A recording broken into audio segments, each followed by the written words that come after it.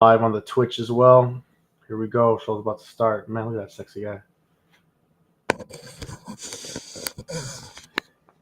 Let's see if Chase is having difficulties today. If he is, fun fact, I don't care.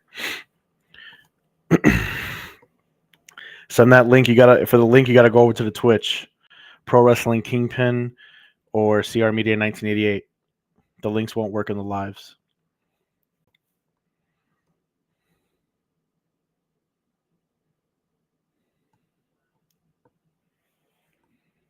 Is this guy alive?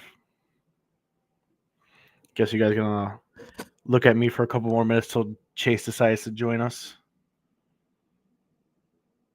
Yo, too sweet. What's up, bro?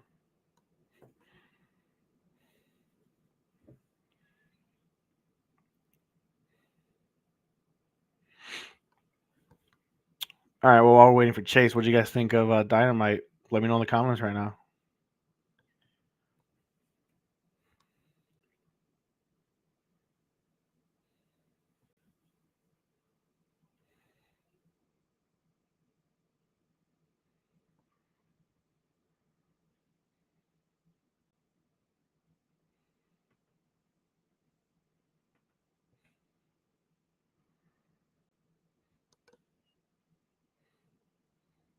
There he is, finally. Everyone was just looking at my face. Ladies and gentlemen, welcome to the AEW Post Dynamite Show, hosted by yours truly, Chase Smythe, and more online at CR Media. And this is my friend, Mark, Pro Wrestling Kingpin. What's up? What was with that voice? What is going on? Dude, I don't have a clue. Oh my god. I went to move my screen so I could start posting on like social media and Discords and stuff. And then yeah, dude, I don't know. And it was weird. I could hear you, but I was like, "Where's my window at? Where's my Chrome window?" And I was like, "Dude, this is getting weird." So, yes, as usual, technology is fantastic when it works, or when there's not user errors. Chase, what has happened to the camera quality? I'm not using my cell phone tonight. I'm using my laptop camera. Sorry, it is what it is. I'm coming in hot, Mark. Up? Yeah, absolutely. Let's get the chat on the screen. There we go. Scott says, "What happened to the camera quality?" I am using my laptop camera tonight, guys. And then IWEP Network says, "I'm coming in hot. Mark is gonna love it with Mew first. With my take? First take. Oh, okay. All right. I don't know if he's like saying I'm gonna love it, like I'm actually gonna love it, or if they're just trying to piss me off today. Regardless. So, fun fact, I don't care.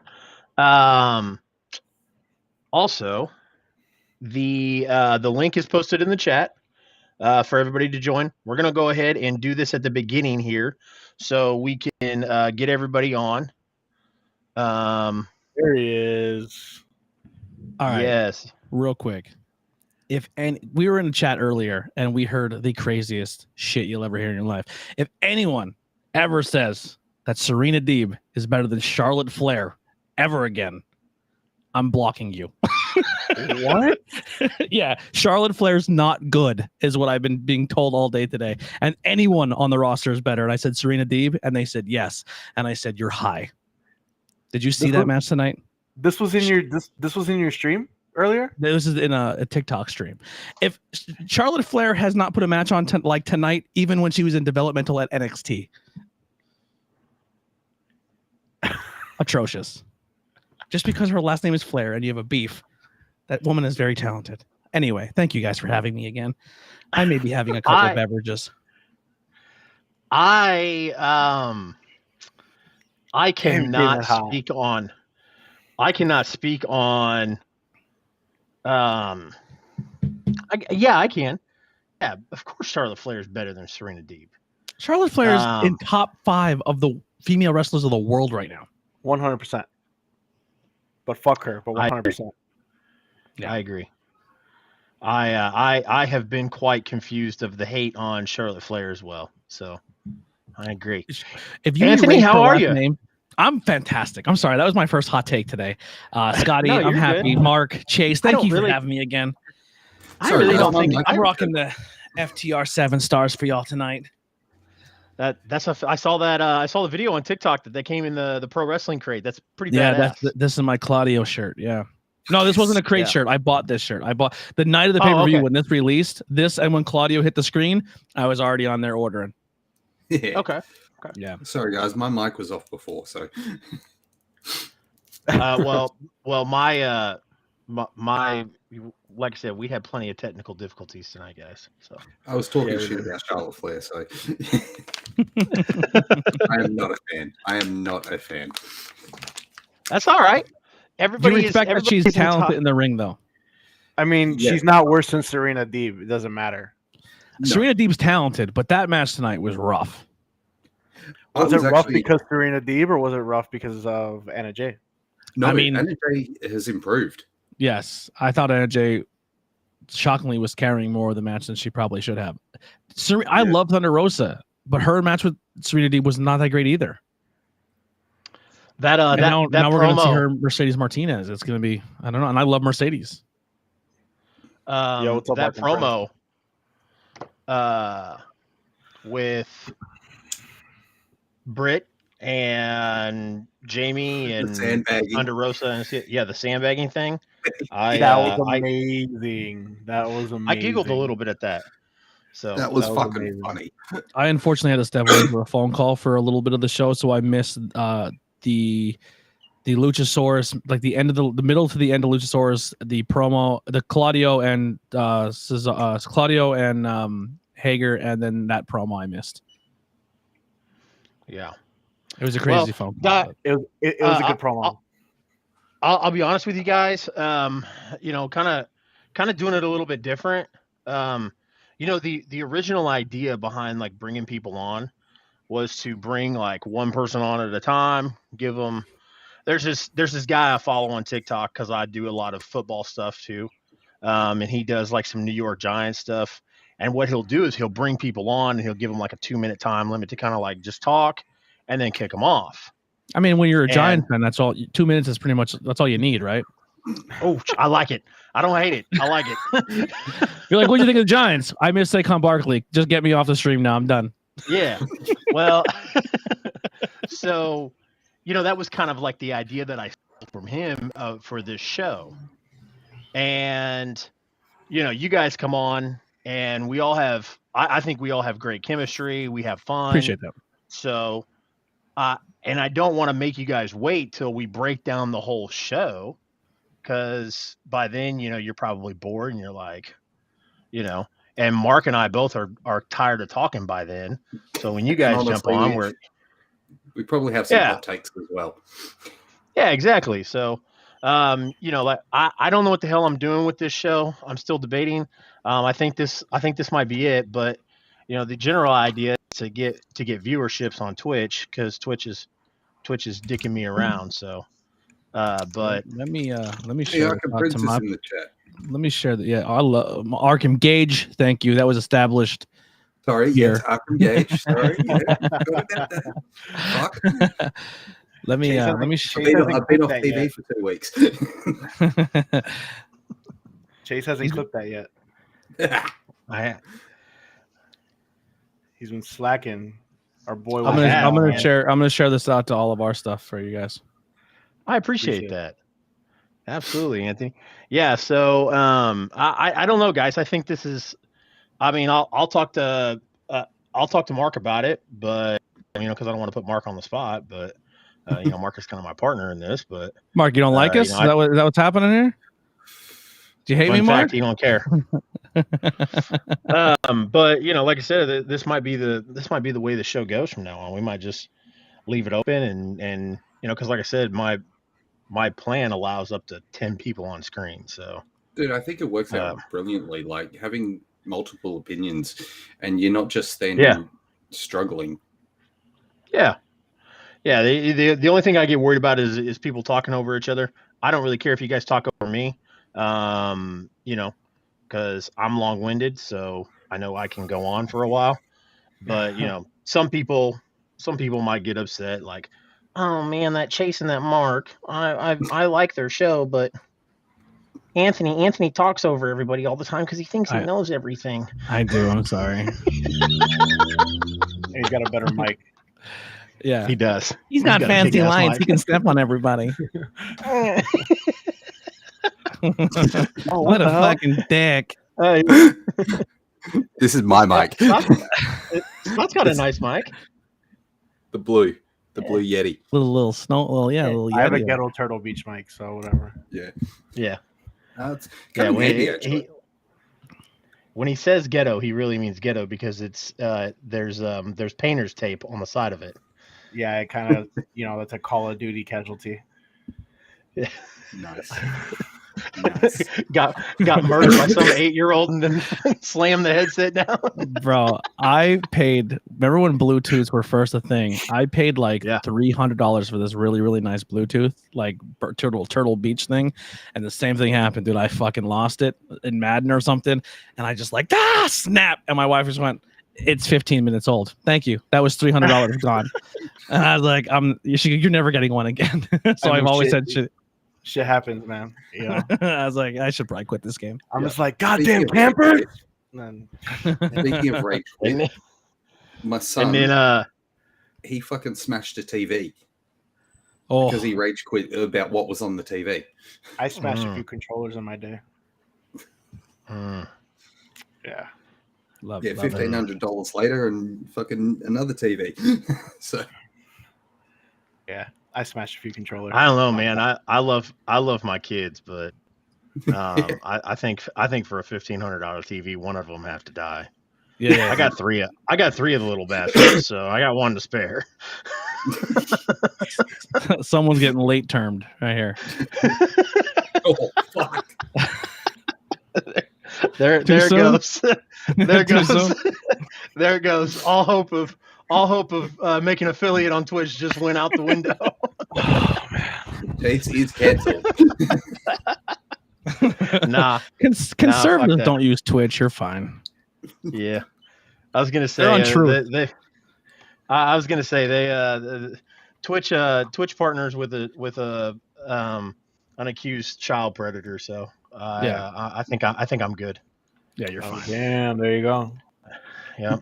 There I go. How dare you? First now. Don't even give the fucker clout on here. I'm not going to. I went through a $400 TV when Daniel Bryan lost the title back in 2013. Oh, well, that's a wrestling fan right there. Jeez. Hell yeah. What was that football game where the guy like put his head through his TV because his team lost the football game? Like he just dove through the TV. Was it a Bills game or something? I seen that. I don't remember what game it was, but I seen that. Yeah. Sounds like a Bills fan. Sounds like a Bills fan move. Absolutely. Bills or Eagles? Oh God, I hate that team. Don't ask me. I don't know. Dude, every time the Cowboys and the Eagles play live, I probably shouldn't say this either. You get your second strike here. I when the Eagles and the Cowboys are playing, I pray for a terrorist attack. Like if those teams just go away. Oh, we're about to get blocked. There it goes. I joke. Here's the cool part. If you're an NFC East, here's the cool part. The cool part is I can stream to multiple platforms. So either YouTube, Facebook, or Twitch, or Twitter's going to let us get away with that. Yeah, especially if Twitter talks Elon Musk into buying them, I'll definitely get away with that. Yeah, you're good. You're good. I'm a Washington fan, so I just have deep hatred for both those teams. I understand. Completely understand. But this show Dynamite was really good. It was. Let's start breaking it down. There's your segue, boys. I appreciate that. Yeah. I was just getting ready to go into how I was in Vegas for the weekend, and There were so many Raiders fans there. Yeah, brand new ones. The Raiders, you know what, bro? Yeah. Okay. I don't care. Did you drive by the Death I'm Star? glad I looked at the. Yeah. My hotel room. The window was right there. I call that Arrowhead. I call that Arrowhead West. Because we own the Raiders. Yeah, we own them. So that's a dope stadium, though. It is. So Wardlow opened Dynamite. Yes. Well, there was a weird camera thing at the beginning, if you notice. So, like, they're not showing the ring, then they show the crowd, then they show Wardlow back in Gorilla drinking water, then they quick cut to Best Friends coming out. Kevin Dunn, man, he's got to work somewhere. Yeah. And then Best Friends do a little quick promo saying that we're going to cheat tonight.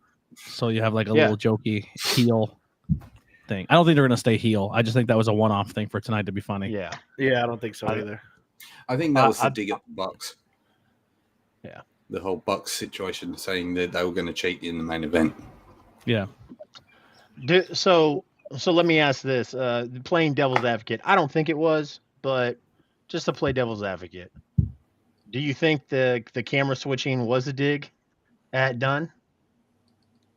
I don't know. It was wonky. I don't know. Yeah, I don't think so. Well, it's probably just a fuck up. I've seen him. The only reason I asked is because we've seen him do weird stuff with like Jeff taking off in the crowd. And why was there a live camera shot looking at Wardlow in gorilla position that would go to a live feed? Is this really weird to me?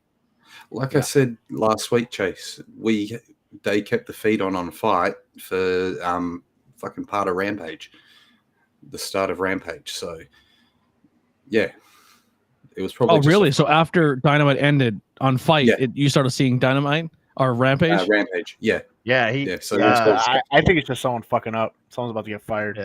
Yeah. They cut the feed halfway through the first match, but yeah, we saw the opening of Dynamite and Eddie versus Takeshita. Wow. So I don't know how true. I mean, obviously it's probably true because everyone's saying it online, but I guess when you go to an AEW show, the first two dark matches you get are dark elevation matches. Then the actual AEW starts. Then after that, they do a quick 20-minute teardown. And then 20 minutes left after the 20-minute teardown, they're doing. So you're seeing almost 3 shows worth of tapings in one. Yep. That's a long day. It is. Yeah. I was watching it, and the teardown was about 20 minutes, and then they didn't even go to the promo entry for Rampage. It just showed live in-ring footage the whole time. So, wow. Yeah. And the commentary team was there, and then it came live and said, "Friday, it's Friday. You know what that means." Blah blah blah. So, oh no, I'm trying to pin it. So, what do you guys think about the first match? So at first when I seen the booking, I was like, this is a possible mistake. So you get your guy who's your most over babyface, and you put him against your second most over babyface, and one of them has to lose. But then I realized that I always fall in the same trap as most people who don't like Orange Cassidy fall into, where they just like, this guy sucks. And then he starts working and you're like, oh, that's right. He's one of the best in the roster. And he can literally do anything you ask him to. And they put a fantastic match on. You know, at first it was quirky and funny. It was quirky and funny and dumb, but it was. I was kind of nervous, and I was like, just for your point on how they're both super over, the most popular stars probably on the roster, and the way it was starting, I was like, oh no. I'm like, is Wardlow about to squash this man? I was getting very nervous. I was like, if this guy squashes him, it's going to be bad, and I'm going to end up hating Wardlow. But it turned out to be a pretty decent opening match. They did something very, maybe I'm reading into it more, but they did something pretty creatively when it comes to how they booked it too, where he almost beats Wardlow. And then when Wardlow finally gets the powerbomb, he doesn't go for the symphony. He just quick puts both of his hands on his shoulders and pushes down as hard as he can to make sure he does not kick out, because he doesn't want to be in there anymore with Orange Cassidy. But it also showed that Wardlow is super athletic. He can work another different style. and he can wrestle more than 15 minutes, and he's not a big, strong guy who's just going to spam finishes. You can see this guy be a work rate superstar. It's not just another I agree. Goldberg situation. Yes. I agree. Tonight, so something that I've always been telling Chase since the whole MJF Wardlow feud is the same question I always ask. It's like, who is Wardlow without MJF?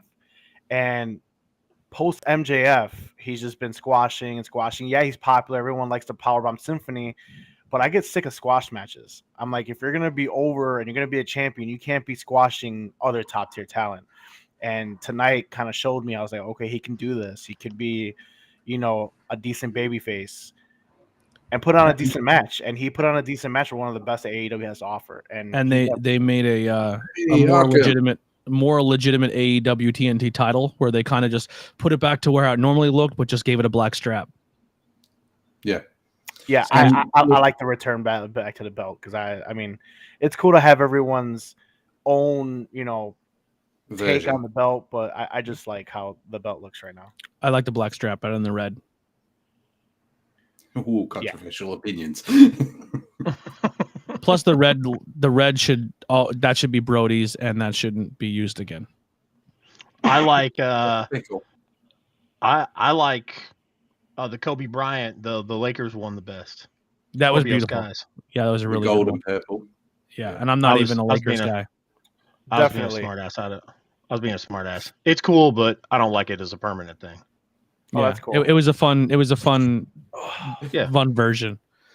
Yep. When the Scorpio Sky figure comes out with it, I will be buying it. There you go. There you go. Arkham, how you doing tonight, brother? What's up, man? My guy. Yo, what's his name?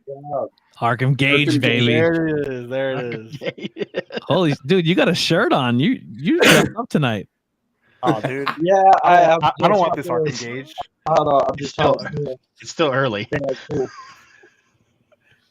Too early. I'm not. I don't know. I'm just off my game right now. I love you, man. Much love. But no, tonight's TNT title match was actually really good, and it definitely, I think, having Wardlow against Cassidy was probably it. As you said, it looked on paper to be a bad move, but Cassidy can work in the ring. Cassidy had one of the best matches ever on Forbidden Door, and it also showed that Wardlow is not just the powerhouse and not just the Goldberg recycled situation. Cassidy has one of the best matches in AEW, in my opinion, with the triple threat with him, Pac, and Kenny. Oh, that match was unbelievable. Hell yeah, it was unbelievable. That's one of my favorite matches of all time. Yeah, dude, the whole time I'm like, there's no way Cassidy wins this. But every single time he got that false finish, I'm like, he might do it. Oh, yeah, that match was nuts. Yeah, it was so good. Like I when I first saw Cassidy, the first time I ever saw him, I'm just like, this guy looks like fucking shit, and like, what the fuck is the point of this gimmick? And then he wrestled, and I'm like, holy fuck, I was wrong. So he's part of a promotion that was in Pennsylvania, the Northeast area, called Chikara. And Chikara was very gimmicky. It was really goofy. And a lot of people that you're seeing on AEW are all Chikara people. I know of the Brian and not Brian, Eddie Kingston. And Claudio from Chikara. Bryce Remsbrant, Claudio, Ruby, Brody, 2.0, or whatever they're called there now. Chuck Taylor. Like, I mean, I can go on for days of everyone who came out of Chikara, but he also, even when he got signed, he still trained a lot of talent that's killing it on the independent scene right now. He's a very, very nice guy. I've met him a couple times, and he's just a good human. He's a really good person. I didn't get the gimmick at first, but ever since, like, seeing him on AEW, it's just been like, it works. It somehow works. It's like Hook. Like, it works because he's actually talented. He does that. I don't care. I'm lazy. I don't want to do this. And then when he starts getting the engine going, he's like, oh, this guy's got work rate. It's like the whole Hook situation when Hook first started. Didn't like him. Wasn't a fan. He's impressed me a little bit. I'm not going to say he's fantastic, but yeah. The whole thing with Hook though is and just talking to people who I know in the AEW scene, they weren't expecting Hook to be Hook. They're like, all right, cool, he's out there, we'll have fun with it. And then the crowd attached to it, and then they're like, well, we have something like that. He's a complete product of the crowd response. And that's one thing I found with the AEW. They will listen to their crowd, and they'll turn it on a dime. Like they did it with Sammy. They've done it with Hook. They've done it with quite a few. The pre Dark Order gimmick where it was Brandy and Kong, and their fans are like, "This is dumb," and they just scrapped it. They just pretended it never happened. Yeah, I remember that. What was that called? I forgot. Where they were cutting people's hair. Nightmare Factory. Yeah. No, it was pre Nightmare Factory. I forget what it was called before that. Somebody in the chat will help us out. It had Brandy in it, so that's all I remember. Brandy being in it and Kong being in it. Other than that, that was it. Kong had potential, but I know she's older. She's the older of the group and the wrestlers, but I think she still could have had a decent run in AEW. Mm-hmm. But falling in with Brandy just fucked her up. Yeah. Chase, what did you think of this match? I liked it. Well, it was funny while you guys were talking. I was looking up to see if I can. He was checking his OnlyFans subscriptions. His OnlyFans subscriptions. Yeah, it's running. I already got him 2 strikes. I gotta be careful with my jokes. No, I was actually looking up to see if I could find the name of that, what they called themselves. Because who else was in that? It was Awesome Luther, Kong, Brandy Rhodes, and Luther. Yeah. I think it was just them three. Well, then they would recruit people. Like they recruited the one girl and they cut her hair. Yep. Yeah. Very interesting. I can't remember.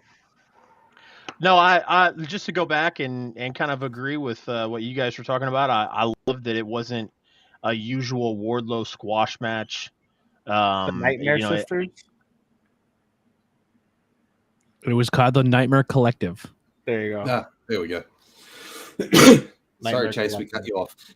No, you're good. Yeah. Sorry, bro. You're good. I was just gonna say that this match kind of showed that Wardlow can have a good match that's not a squash match. It had a little bit of funniness to it. I agree with Anthony. I don't think the best friends are turning heels. I thought that was just something they were trying to do to help Orange Cassidy get over in that match, and better luck next time. Fucking pulled a chainsaw out.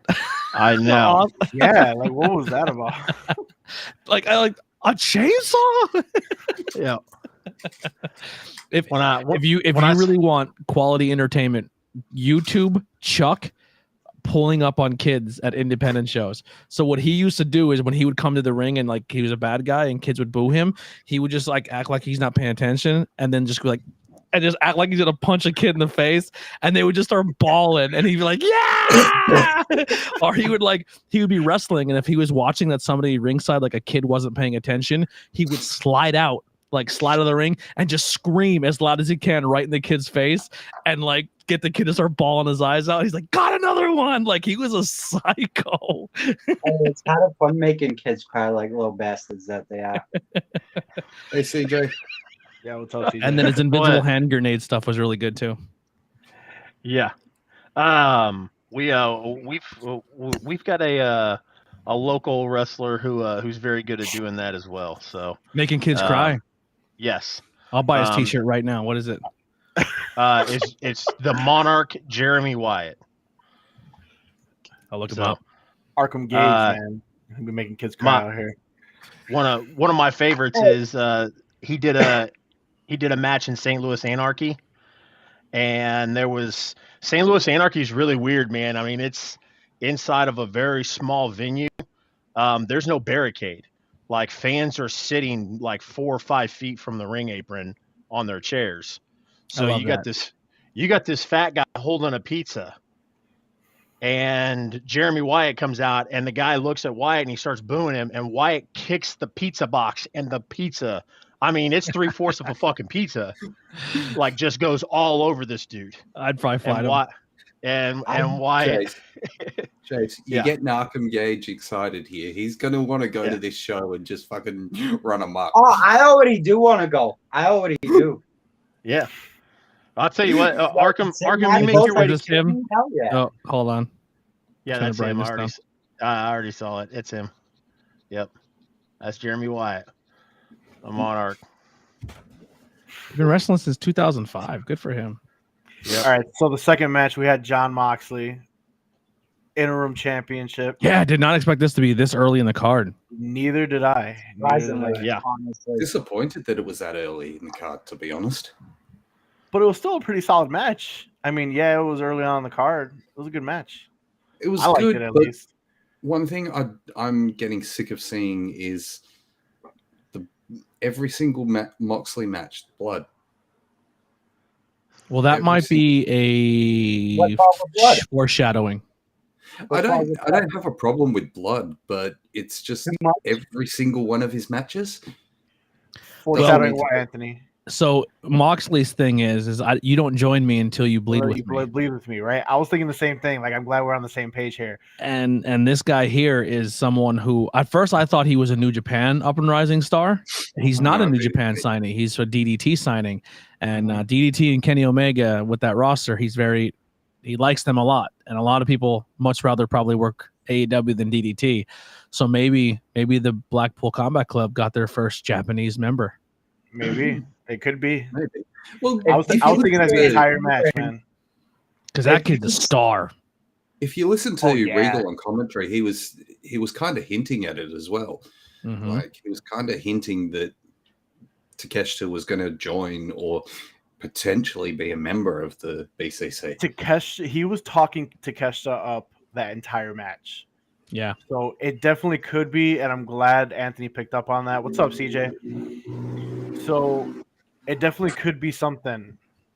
Maybe they're expanding more on the Blackpool Combat Club and bringing in the first Japanese star because, like Anthony said, that kid is a star, man. That kid's flawless.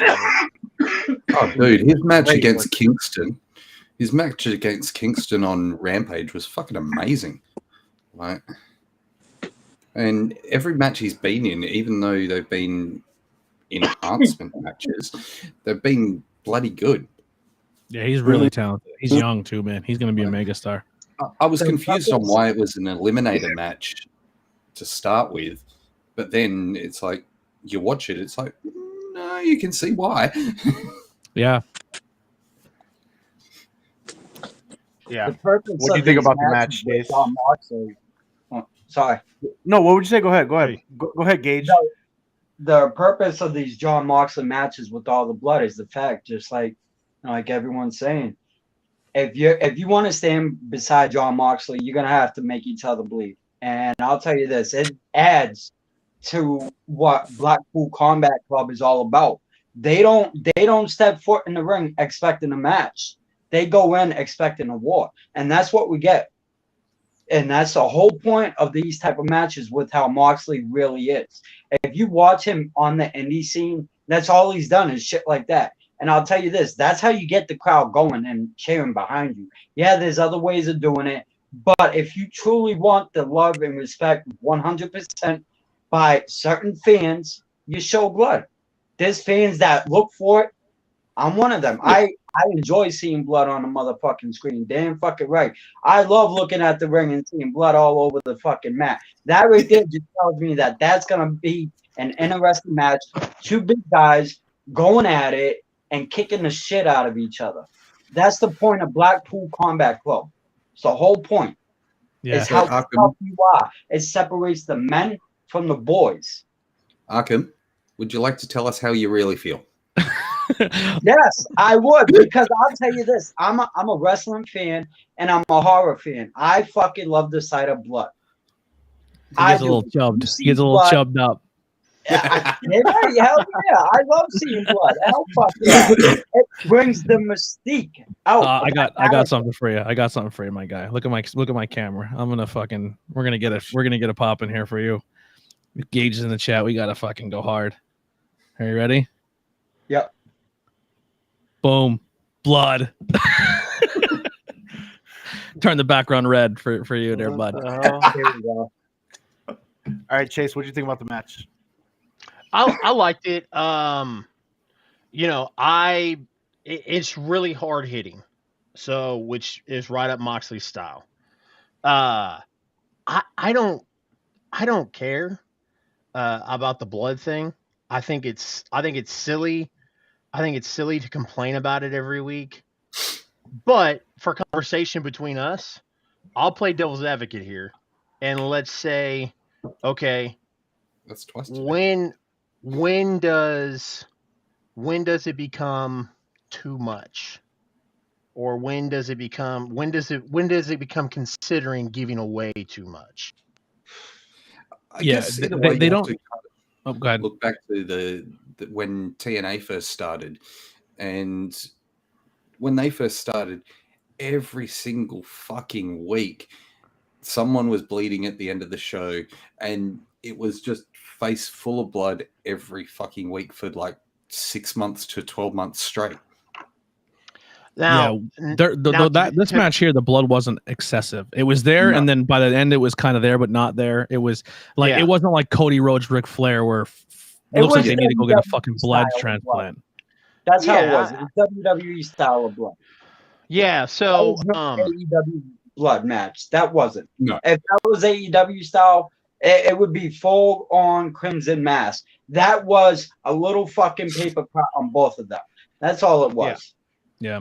Yeah, and the other thing with the comparisons to AEW and TNA, you got to remember TNA was running a pay-per-view every month, whereas AEW doesn't. So No, $30 a pop too. Jesus Christmas. Yeah, AEW is doing it on what cable television over there? Is it? Yeah. Or is it national? I don't know. No, it's cable. It's cable. Yeah, it's cable. Okay. So they get a bit more leniency than national.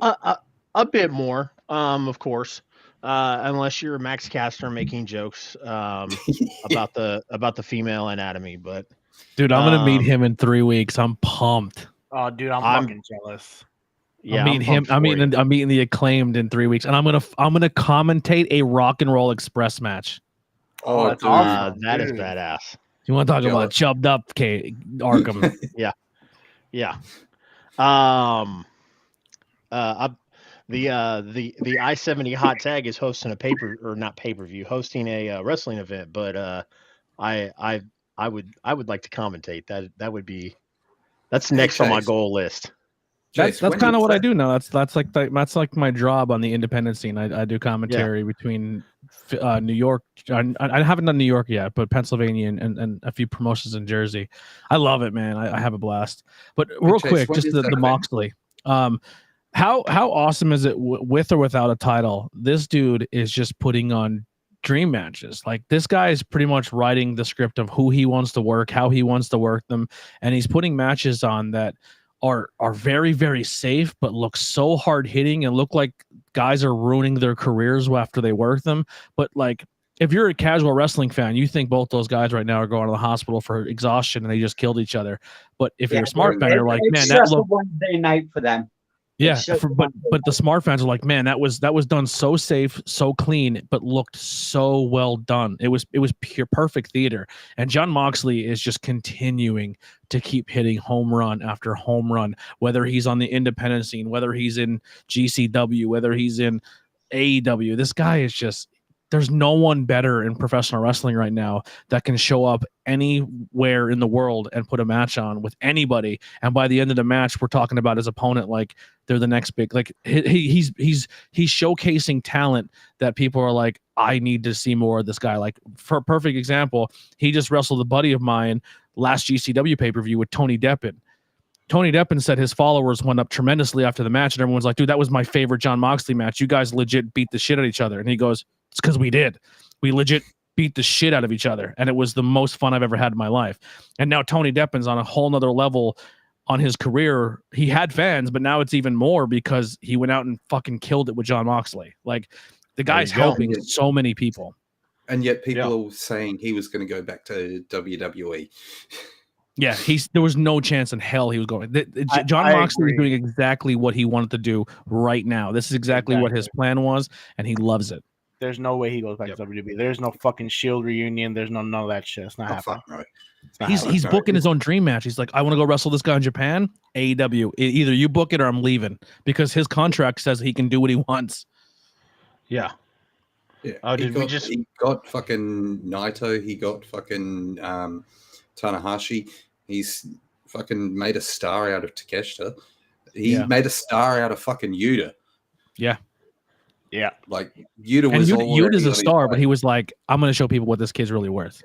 Yuta was on his way, but fucking Moxley made Yuta a fucking star. He makes the matches so clean. He makes the matches so clean. He's making stars, even though those kids are taking those L's. They're bigger stars by working with Moxley, and people want to see more of him, just like you said. People want to see more of Takeshita right now. People wanted to see more of Yuta right now. Mm-hmm. Yeah, I mean, it's great. Yeah, he's killing it. Absolutely no reason he would go back to the E to job out essentially to fucking Roman Reigns or Seth Rollins to wear a gas mask. He's made himself this legend in the industry. I think the reason why people assumed that was going to happen was because there he is. You're good, brother. Like I said, I think the reason why people assumed that was going to happen is because of money. Because I guess WWE is shelling out money now. They all thought because Cody jumped, he was going to jump. Yeah, what people don't realize is when all these major companies are willing to play ball with each other, that opens up so many doors. Because every time you talk to people in WWE, like, sure, we like the money, but man, I would love to work this company. I'd love to be able to go and show up here. And now the opportunity is there for people to do that. What is it? Yeah. Reports are saying that Forbidden Door pulled a $6 million profit. Yeah, I think it was a $6 million profit. But one Saudi Arabia match gets $6 million. yeah. Like the whole pay-per-view pulled a $6 million profit for the actual pay-per-view. Like, that's after the fact that they paid all the wrestlers, after the fact that they've paid all the production team, everything. Yeah.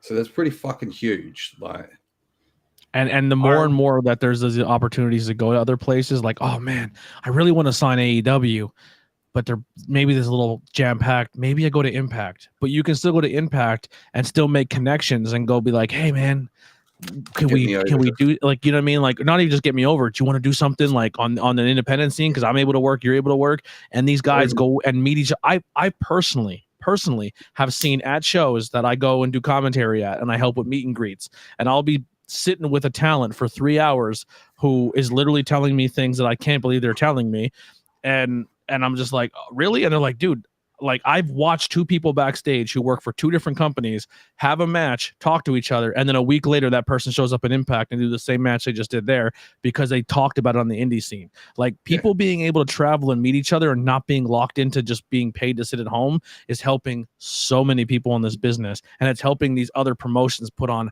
banger matches for the fans. Well, look at the fact that GCW is getting like fuck ton more recognition through fucking Matt Cardona, Moxley, and the multiples that are coming across, like the bigger names that have come across into GCW. And you had fucking Nick Gage appear on AEW. Like Murder Grandpa showing the GCW. Yep. Murder Grandpa, yep. Fucking everybody's jumping from ship to ship, and Arkham's brother going the same fucking direction. They're not. It's kind of like the territory days back in the day. Yeah, it is, but it isn't, because they're willing to work with each other's talent. Yeah. But this is why AEW is so important, because you could sign with AEW right now, and they could not have nothing for say 3 to 4 months or whatever, some bullshit like that. That's cool. Go to Impact, do a 2-month story there, do a short match there, something. You know what? Impact, there's nothing there. All right, go to fucking Indies. There you go. There's a shit ton of independent companies that all these guys could go to. There was so much. This is why AEW, in my opinion, is 10 times bigger and better than WWE, because when you're with WWE, you're with them. If you're making money, it's only going to be for Vince and everybody in WWE. Now, if you're with AEW, you're making money for yourself, yes. And you're making money for AEW. But you got the right to be able to go from independent company to independent company or to TNA for a few months. Fuck it, you could go there for a half a year, full year. It doesn't matter. It's the fact you can start a that Twitch you're account. You can start an OnlyFans. You can do anything you want. You can make third party money. It doesn't matter. Example. Let's compare the situations with Brian Cage and Mustafa Ali. Okay. Reports said that Brian Cage was not happy with the direction in AEW. Took a little bit of time off, worked independent scenes, worked a bunch of other stuff. Now he's going to be back on TV. He's working with Tully Blanchard. It's ironed itself out. Okay. When you have that AEW tag though, and you go to independent scene, if Brian Cage shows up, sure, he's going to get Brian Cage money. But when Brian Cage shows up and he also has AEW money, and maybe I'm pulling the curtain back a little bit here, but when an independent person shows up at when an AEW person shows up at an independent show, I'm not losing to your guy unless I choose to. So like they're protected still, even going to the independent scene, because you're bringing them in at a higher rate because they're a company person. You know what I mean? Like. Yep. It also raises the stakes of the independents, because they're going, we could pull 1,000% 1,000% because Brian Cage is going to get Brian Cage money. Guess who else is going to get close to Brian Cage money? Whoever the hometown hero is that he's fighting that night at the independent scene. Because Chase, guess who put asses in seats? Look at what's happening with your event coming up. The Horseman Country. You've got Brock Anderson and Arn Anderson. Yeah. And it's got the name AEW's Arn Anderson. Yeah. Okay. Arn Anderson has been around since fucking NWA days, but he's now known from AEW. So he's earned his spot. You're going to get people going, oh shit, AEW talent. Like, okay, I know there's people on the independent scene who get more money on the there's people on the independent scene who are getting more money now on their bookings when they show up on Dark. They said formerly seen on AEW Dark, and their enhancement talent who pretty much get squashed, but they had a tryout. They were there. I was on Dark last week. Oh, we'll throw you a couple more bucks in your envelope. It's helping people. Yeah. And then when they say, I seen you on Dark, more fans are likely to go buy your t-shirt because you're being noticed on a grand scale. Where you see the squashers in WWE and they appear for one show, but then go back to the independents, and it's like, and I found this out through my guys, my local guys. When I went to AEW a few weeks ago or last month, AEW has a Twitter page specifically dedicated to the talent that they bring on Dark and Elevation, that will tell you about them.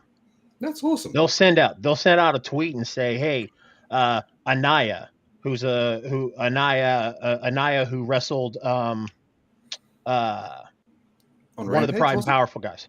It was Ortiz. He wrestled Ortiz. Rampage? No, Dark. It was on Dark. The girl who's on our logo was just on Dark. She went on. She didn't go as Storm, but her name is JC. It was JC versus somebody, but she goes by JC Storm. She couldn't use Storm because Tony Storm, but she's our logo of our podcast. She was just on Dark. Yeah. Okay. And so AEW has a Twitter page dedicated where they'll be like, "Hey, Anaya, what's the name of that account? Storm, you know, not right off the top of my head. I'll have to look for you. Yeah, when you find it, please message me that. Yeah, absolutely. They put a thing out there, and put all of the, some of Anaya's, independent accomplishments on there, and talked about, him fighting Ortiz, and that's cool, man.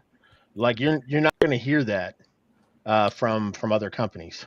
Another So- one that happened to Masha Slamovich had a couple dark matches, and she got praised by Mickey James. She got praised by Thunder Rosa. She got praised by all these people. Like she's like, because people are like, this chick is a badass. Now she got signed to Impact. She's like Impact's monster. She's awesome. She really is. You would love her, man. She want to talk about blood and beating the shit out of people. Masha's that's your dream girl. Found it for you, Anthony. Thank you so much. I am following it as we speak. I love this. I love that. I'm a huge independent person, so I love when people who I truly care about get opportunities. Yeah. Oh, actually, right here, if you scroll down, AEW Julia Hart defeated JC Storm, tagged her, and then put photos of her. Yeah, she's right there. That's sick. I think like 3 or 4 people who are our logo is on the podcast have all been on Dark. That's pretty awesome. Yeah, main event, the one who was like a ringleader and a lion, and the lion wore like a lucha mask. They fought FTR and they ripped his mask off. Yeah, I'm friends with those guys. It's super sick. I love this account. That's my new favorite account. I'm gonna fucking not only follow it, but I'm belling it. Oh, that's it. There you go. You got belled. Ding ding. Fuck Chase, you don't even have a bell. A what? You don't even have the bell. It doesn't bell you. Okay. He was talking about the bell. The The notification. like the notification. Yeah. The to get notified when they tweet or some shit. I'm gonna get a belt eventually. I have one. I have one in production. I just gotta get the funds together to pay for it. Nice. Yeah. So what was the next match after Moxley and Takeshita? So there was a couple promos. There was a House of Black promo. They're going to continue this Brody King and Darby Allin thing. Agreed. I'm not. Where was Murphy in that promo? Murphy's hurt. He's in Australia. Is that what it is? Okay. Yeah, he was in Australia. He hurt his shoulder, they're saying. No, he was in Australia. There was a promotion running over here called World Series Wrestling, and he was here for the week. Did he wrestle? Yeah, because Cage was here, Matt Cardona was here, Chelsea Green, and Flip Gordon, a few others. I called the Buddy Murphy match on commentary. Nice. Yeah, nice. I think it was his first match on the indie scene. Him and Bobby Fish, I called. They both wrestled the same night. It was their first match on the indie scene. Technically not the first match on the indie scene because he has wrestled in Australia. So. In America, all right? In America. Give me something, my guy. Jesus God. Fucking chopping my legs. All right, so let's break down that promo. So we had the promo with the House of Black. Yeah, Darby Allin's going to beat these monsters, and it's going to be awesome. Yeah. Kill me. That's ridiculous. Yeah, not looking forward to this. Neither am I. I'm going to skip over this promo, guys, and we're going to go to this Christian Cage one because I'm going to ask you guys for your opinions.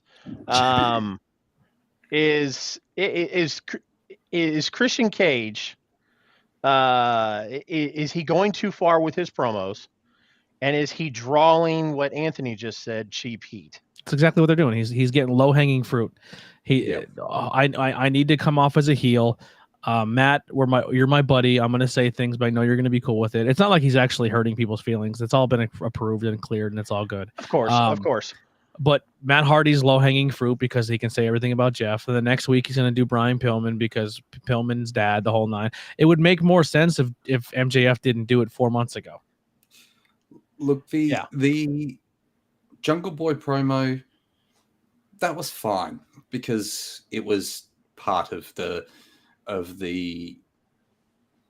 turn essentially, but yeah, low hanging fruit as Anthony said, and it's just cheap. It doesn't. And I want this to succeed. I think the Luchasaurus thing is a cool idea. I think Christian Cage is a cool idea, but you can't force someone to be the next JMJ. Like if you're gonna be the heel, don't force yourself to try to be what MJF has been doing already for the past 2 years. I mean, this is something I've been talking about all week about, trying to find out what's cheap heat, what's not. And I know Chase is saying this is not cheap heat. I don't think it go is, back and but forth between it. I mean, if he's doing it consistently every week, Which he is.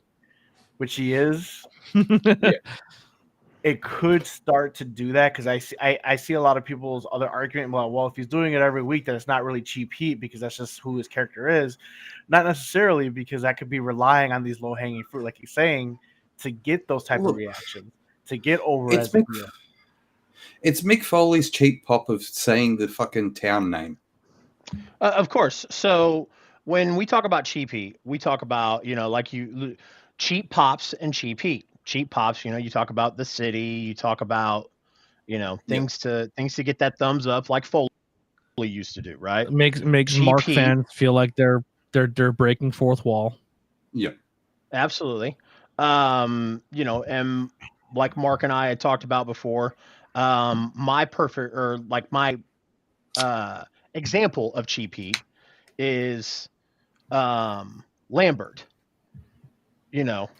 Lambert will always talk about the town, talk about your mom, stuff like that. What I would say that Christian is doing, yes, it is low hanging fruit, but it's kind of like that.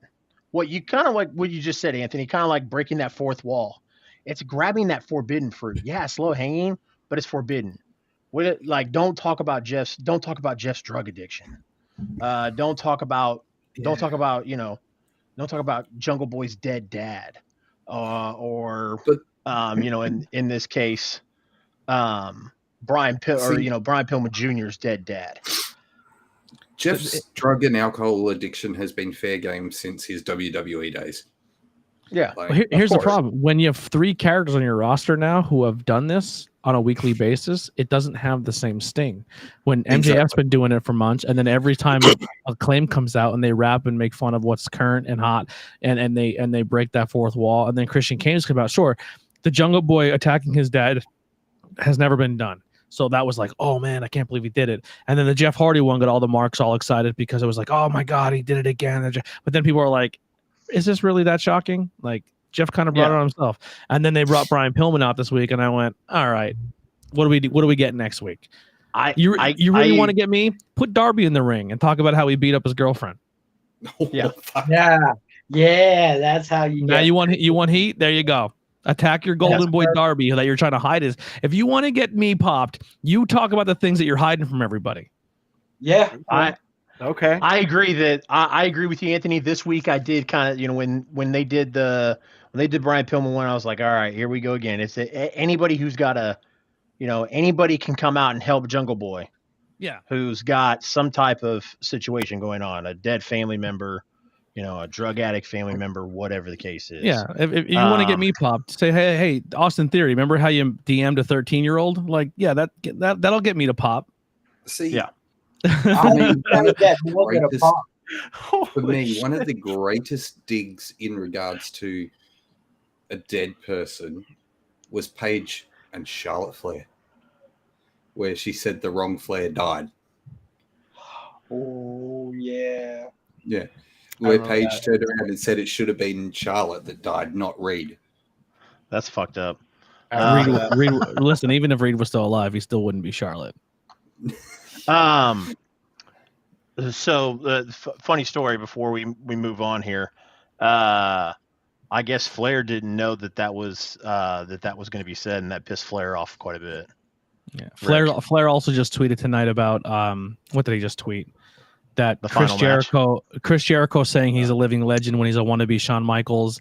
Go home. You're not me and Shawn Michaels. Go home, Chris Jericho. Like he's shooting on Chris Jericho now on Twitter. Oh, Flair, shut the fuck up. Because he's a fucking living legend. Who gave shut the fuck up. I can't wait to have the final curtain call. And then he feels so fucking great afterwards that he's like, we're gonna run it back. Jay Lethal's gonna run it back. Slow it down, big guy. No, yeah, you're right. Jay Lethal is. And then Flair's gonna go on Twitter and tell Jay to fuck off and go find some other asshole to put over in a match. Mm-hmm. Jay Lethal is the epitome of class act. I will believe that Flair is done wrestling when they when we bury him. Yeah, that's right. no. This is like I'll believe when Vince McMahon stops abusing women and talent the day we close the casket on him too. Yeah. Yeah. So Luchasaurus, was this a squash match? Yeah. With A glorified Garrison? one. Yeah, and honestly, it kind of makes me a little angry because I mean we were just talking about it last week, Chase, where they're doing these odd pairings and tag teams when you got a decent young tag team that needs to be on TV, and the Hollywood Blondes, and you bring them on there just to get their ass whooped, and it's gonna happen next week too. You know what I mean? So it's just like at this point, why don't you just bring out some random people from Dark? Yeah, you could have put 'Cause out some enhancement talent. I'm sorry, what was that? Could have. I said you could have put out some enhancement talent. Send in. It's because they wanted the That's what I'm saying. Jungle Boy look. It's But like the problem is I if mean, the problem is if you keep feeding Luchasaurus enhancement talent. So here's the problem: when you go out and you beat up Matt Hardy, who's a legit legend, and then you beat up. I mean, I know this week because he looks like Jungle Boy, but if he goes and beats up the next member of the Hollywood Blondes, you're kind of going down your scale now, right? So you beat up Matt Hardy, legend, Hall of Famer. All right, the guy who kind of looks like the guy you're refuting, Brian Pillman. And then who's next? You can't even see how low my hand's getting because the progression is just going downhill. You're losing his heel push because he's not beating anybody of importance. exactly. Yeah, I agree. It's kind of a role reversal from Wardlow. If like going downhill where Wardlow's going uphill.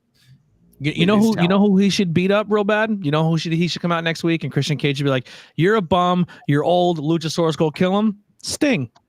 You want to make Luchasaurus a superstar? Have him destroy Sting. Yeah. Have him destroy the guy who's no soul and everything.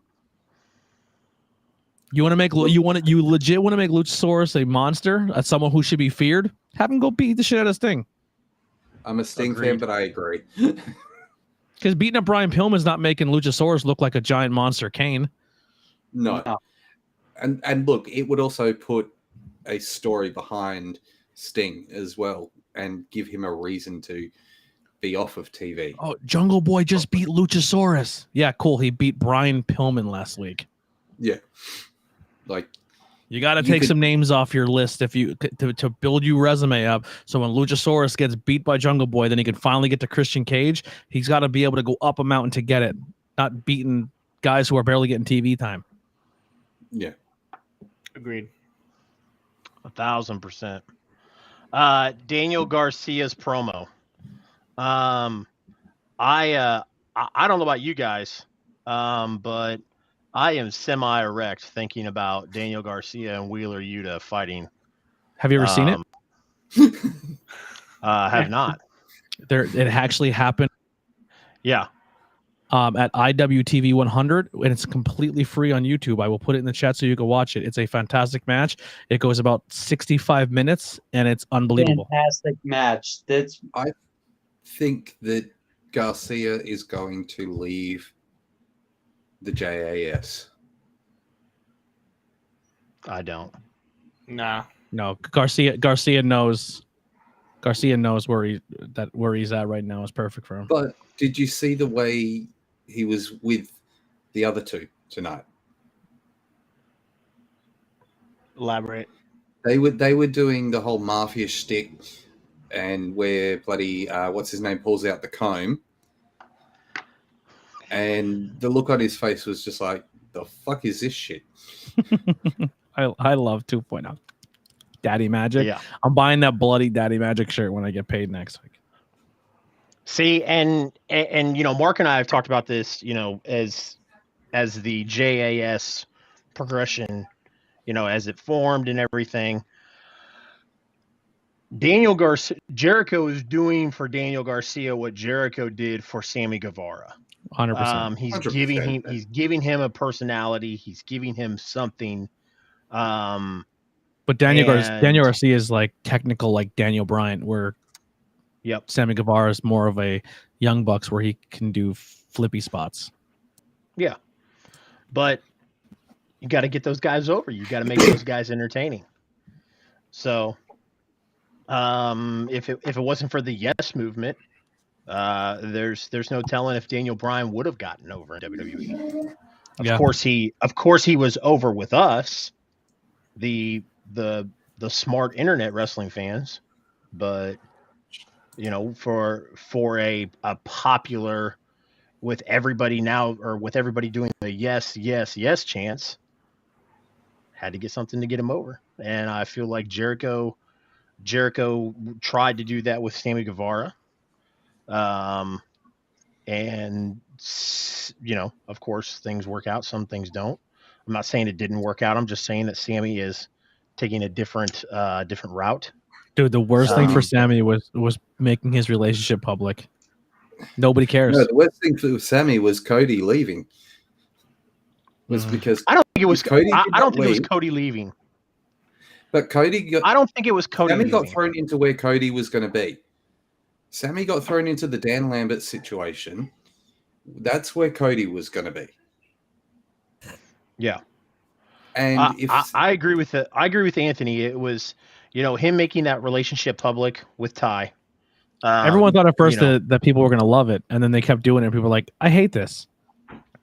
Yeah. You want to put a relationship on TV, you do Otis and his Peach. That's hilarious. That's funny every time. Otis and his Peach.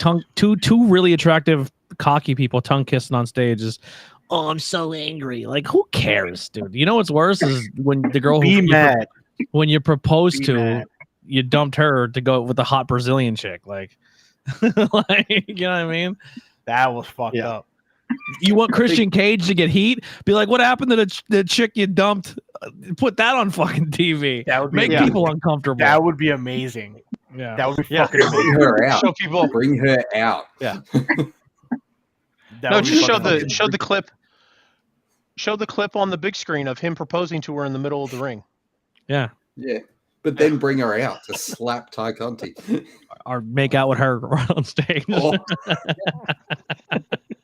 That's what I would do. No, that just goes whole WWE level. Can we make some phone calls? I want to make out with Sammy Guevara's ex-fiance on TV.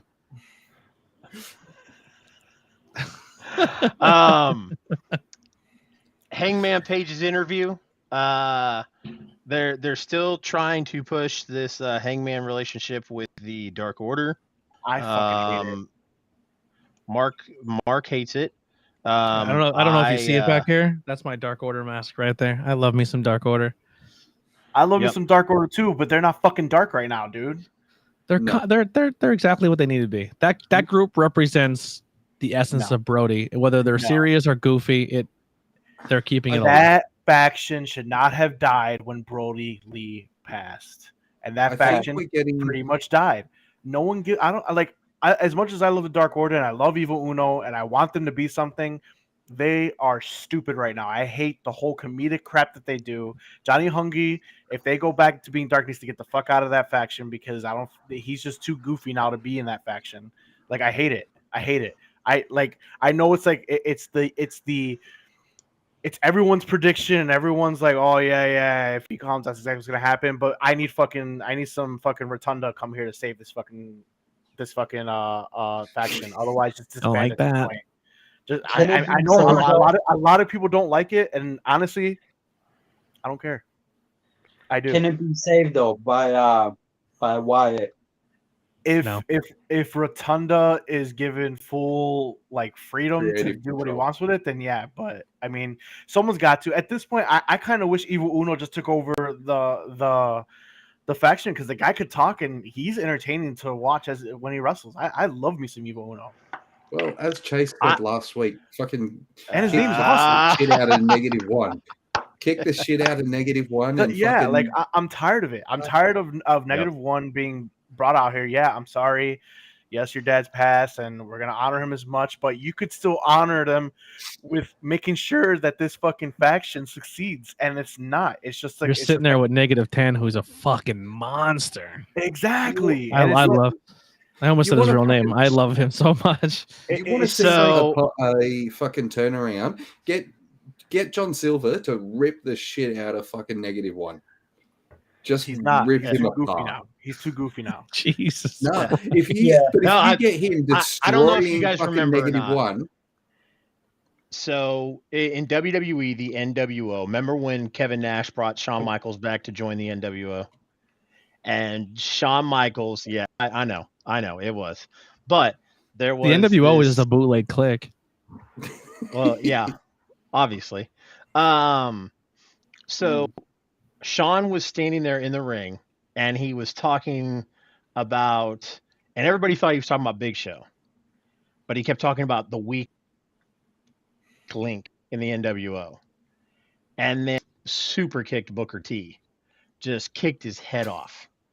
I want to see Evil Uno do a promo like this. Getting everybody in the Dark Order in order, talking about getting everybody, back of where it needs to be. And, even, we all ooh and ah when they bring up dead people. So just say if Brody saw the Dark Order today, Brody would throw up. And then, there's one huge problem with this. And I just, boom, big boot, little Brody. And then little Brody just rolls his ass out of the ring and he's just laying there lifeless on the outside. I think Or you- legality wise, I don't think he can take a bump in the ring. But But you I get love fucking John Silver to just tear him apart, like fucking clothesline him. No, not John straight. Silver. It's I got to think be Evil Uno. see, I think if you're gonna remove anyone from the stable to move on and without the Dark Order and maybe like, hey, you're gonna go do your own thing, it would probably be John Silver. Exactly. Yeah. Alan Angels and John Silver would go on their own. Silver's got Alan Angels is so fucking good too. Yeah. And they would be. They had could a go on and debut be. in, Impact last week, I think it was. Yeah. Yeah. Alan Angels. Yeah. Super Yeah, nice. So my Dark Order mask has 3 Dark Order member autographs. It's got 10, 5, which is Alan Angels, and Colt Cabana. And then I'm getting Johnny Hungy, and Alex Reynolds on in a couple weeks. That's pretty Alan awesome. Angels. The same show the Acclaim's going to be at. They're going to be at. It's like a giant convention. That's pretty fucking awesome, bro. I'm super jealous. I'm about to fly out there now. Come to PA. Legends of Hamburg. It's the old Hamburg Fieldhouse. That's where Snuka got hit with a coconut by Piper in that building, and they're doing like a huge giant con, and they're bringing all these old school, new school people all there. Booker T's gonna be there. It's gonna be sick. 5 times. I don't know, but like I said, if the Dark Order goes back to I don't know, being dark, I don't think Johnny Hungy can stay in there. Yeah, I think he's gonna be the one that moves. Yeah. Yep. But does he move backwards or forward? That's the problem. I think he becomes like honestly, I would be like, all right, like stick him in Best Friends. I mean, he plays the part well. He's doing that right now. Why not? Why not? Give him a single push, honestly.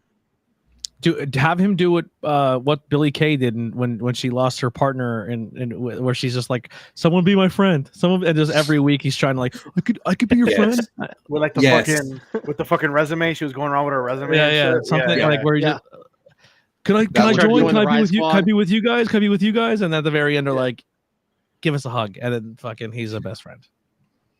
Everyone's happy because Hungy is fucking awesome. I enjoyed this Claudio and Hager match. Yeah, a lot more than I thought I was gonna like it. Goes to show you how awesome Claudio is that he made Jake Hager look like it was worth watching. Or maybe Jake Hager made Claudio look Stop good. it. You're on drugs. What's in that cup? The guy's undefeated. The guy's undefeated in Bellator 3-0 for the past 3 fucking So is years. Herschel Walker. When you throw the right opponents at people. Listen, I'm sure Jake Hager. Go ahead. Listen, Herschel Walker is a badass. Sure he is. He may not have much of a brain. Yeah, he may not have much of a brain left. But he is definitely a badass. Yeah, he's a badass, but they weren't feeding him like legit 10-year trained plus fucking MMA experts. Yeah. Well, yeah. He's been 3-0 since AEW started, bro. I'm sure he's doing great. If he was in UFC, he would have been 0-3 and they would have fired him by now. Yeah. I'm sure he's a really, really fucking nice guy. He's married to a porn star. Everything about him's fantastic. I just he has the charisma of a cardboard box. Like he does nothing for me. If Red anyone, cardboard Yeah. box. I if agree. if anyone should be appreciative of Chris Jericho, it's Hager. Oh, 100%. 100%. There's I not- agree with you. I agree. I was just fucking with you. I Yeah. agree with you because the guy he's just riding his coattails right now. The only time I've ever liked Hager was he was doing the whole "We the People" thing. Yeah. You remember that? I thought that was Yeah. fucking gold. But other than that, With like, I don't give Claudio? a fuck about this guy. If you I just line don't- up every big man in AEW and you're like, you have one pick, who you taking as your big man? Jake Hager's second to last pick every time. All the big Who's men in the last pick? company? Right now, I'm taking Wardlow just because he's hot. You know. Sure. Who's Yeah. who's of last course. pick then? Who's the Absolutely. last pick? The last pick? Yeah. The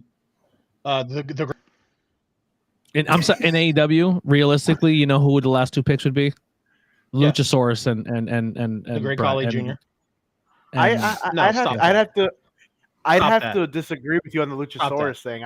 I'm throwing the Great Khali Jr. out there No. too. Oh, you're talking about the guy who's with Yep. yeah. Satnam Yes. Singh. What's He's his name? ROH. I don't count Sanctum him. Singh or something. Samtam Singh, what the fuck? Yeah.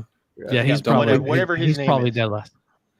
And I Dumpling love King? 10, but I think 10's farther down when the list too. hey as a- when we're seeing ROH people on H, I will start separating ROH from AEW, Anthony. That's fair. That's fair. Until then, Speaking of that, ROH is kind of taking over Rampage. That's because they're building to a pay-per-view. it is. Who? ROH, they're kind of taking over ROH. Rampage. Like, Yeah, the ROH. they've done a pay-per-view. lot more matches of ROH on Rampage than they have done anywhere That's 'cause else. They're building to that show. They have to put them on TV somewhere because ROH doesn't have a TV deal. So you have to Yeah, sneak them in AEW to build that show. And then maybe after the show, there's an announcement like, big announcement. We have a TV deal. You can watch ROH every Tuesday. And then So, fucking you NXT, know, I- NXT cocks and loads the gun. You're like, we're going to lose another one. I'll move to Mondays. Yeah. Dude, speaking of NXT, so That's what I would do. I would say ROH is on Tuesdays. going off the rails real quick. My favorite fucking the Acclaimed rap is when he was rapping against Samoa Joe. And he's like, you bring in this guy. He's like, he was the champion when we beat him in the rankings. That was amazing. Or in the Yeah. ratings, that was amazing. That was one of my favorite fucking promos. That Dude, was like, yeah, that's exactly what. If ROH started his own TV thing, I'd be like, "We're going to Tuesdays," and fucking NXT's like, "God damn it, we were doing all right. We actually had a good roster. We have no fucking shot now with this paintball scheme." hey, I like It would work Um, perfectly. I like the colors. I mean, all right. I started Yeah. watching it weekly, I mean, and then I stopped. But it's not. I watch it here and there. it's not awful. It's like watching a wrestling school if they had a television deal. So Fair. so that and I mean I'll watch all kinds of professional wrestling. You know, I follow and watch a local promotion here in Kansas City that's literally Is Arkham alive? literally guys in I'm here. Oh, okay. His head. I'm like, I think someone's like- dead on stream. I'm good. I'm just. yeah, that just completely tired fucks of my it. chance. Yo, So- Arkham is just getting his That's TV not time even- right now, guys. He's just getting his TV time right now, guys. That's No, I'm on my tablet. that's not even strike three, Anthony. That's like I'm out. I'm so sorry. He was just sitting there like I'm gonna this. wake up. I'm gonna wake up tomorrow and Twitch is like, CR Media 1988 is banned for life. Yeah. CR Media owes us money. I'm gonna be like, all right. I thought he was Be like, leaving. "All right, I thought bye." he was the weekend at Bernie's in this over there. I was watching his chest; it wasn't moving. I'm in my Matt Riddle phase right now. So. I heard you coughing earlier. I was like, "You're comatose, my guy." yeah. I'm sorry. Go ahead. That's NXT. Sorry, I'm so sorry, Chase. I'm cutting- Yeah. No, you're good. NXT 2.0 is a fantastic show. But it's not NXT Black and Gold. No. And I No. think that's the biggest issue with it. Yeah, I said the same thing on our show. You can't expect black and gold. You have to expect something completely different. And the best way we kind of boil it down, it's watching a wrestling school with a TV deal. I mean, Triple H is running it again, right? Now with this No, whole, no. he's not. I No, thought he's it was. not. Okay, he's Sean- not. Sean's running that was it. very well. It was very. He wants to. That was very. That was very deceptive, is what that was. They released the Okay. article. Triple H. All that happened was Triple H went into the Performance Center and he let everybody know. He said, "Hey, I'm back," and nobody there was no clarification on what that meant. It's just the internet took that head like, "Oh my God, he's back! He's running NXT! Oh my gosh, he's a part of creative again!" So No. So speaking of going off the rails, since every fucking time we invite Anthony on here, we go off the rails anyways. I have a lineup, guys. I have a spreadsheet that I go down is supposed to be my lineup. Tony's here. Usually towards the end we'll talk about Rampage, next week's Dynamite. But I'm going to bring up ROH Death Before Dishonor. Is Jonathan Gresham really not going to wrestle on pay-per-view? No, he's wrestling on Rampage. That doesn't mean. Hold on. The pay-per-view is July 23rd, Scott. Yeah. So we still have a whole week left. But I mean, but they're putting the fucking title match on Rampage. I don't fucking Rampage. When I think I can't. I'll plead the fifth because I know I may know inside information of someone who may be on the card. So all right, well, let's get let some me ask inside information, dude. What the hell? I can't say. Have you signed that NDA? So no, we're friends. Just text me. So Text me. Put it in the chat. all I'm saying is are we going to get some fuckery on Rampage and then hopefully get a title match, or are they going to have an ROH pay-per-view without the ROH No, you're gonna have the ROH championship on there. Yeah, he'll wrestle. They'll have to. Okay. He's gonna wrestle. Yeah. I do like the whole angle they're doing with him joining Tully Blanchard Enterprises. Loved it. It's great. I thought it was weird, but I didn't He's think your it was giant weird. golden, I thought it was weird. He's how your it was giant done. golden face, baby face, and you're just like, we're gonna turn him heel in a quick segment on Dynamite. I don't know. Rampage. Why not? Rampage, Dynamite. Heels are always better. Dynamite. Somebody would have saw it. Rampage, Yeah. not that many people saw it. Yeah, I good saw call. Yeah, I saw it. You saw it before everybody else because they fucked up and put it on TV over there. yeah. All right, so I need to what's cancel my spreadsheet? cable. You need to. The Hook I'll give interview. you access to my VPN. My fucking Fight app. The Hook You're watching interview. Is that what through you Fight. said? I have Fight. Yeah, so they did this thing. Hook, the lady asked Hook, if a championship title run was in his future, and he didn't say anything. He just walked away. I love his promos. Are His we? promos. Are we gonna see something besides him teaming up with Danhausen? Or I better. I hate. You that know, Cook would be a shit. great fit for him, especially if ROH becomes a full-time thing. Make him your Pure Rules champion. Okay. him and Wheeler Yuta. Yuta and put it on him. Well, they don't have a pure. Is he the Pure Rules champion? Yeah, Yuta is the pure champion. Oh, he is. Okay. Yeah, I would have him run for the Pure Rules because his whole thing is submissions and strikes. Yeah.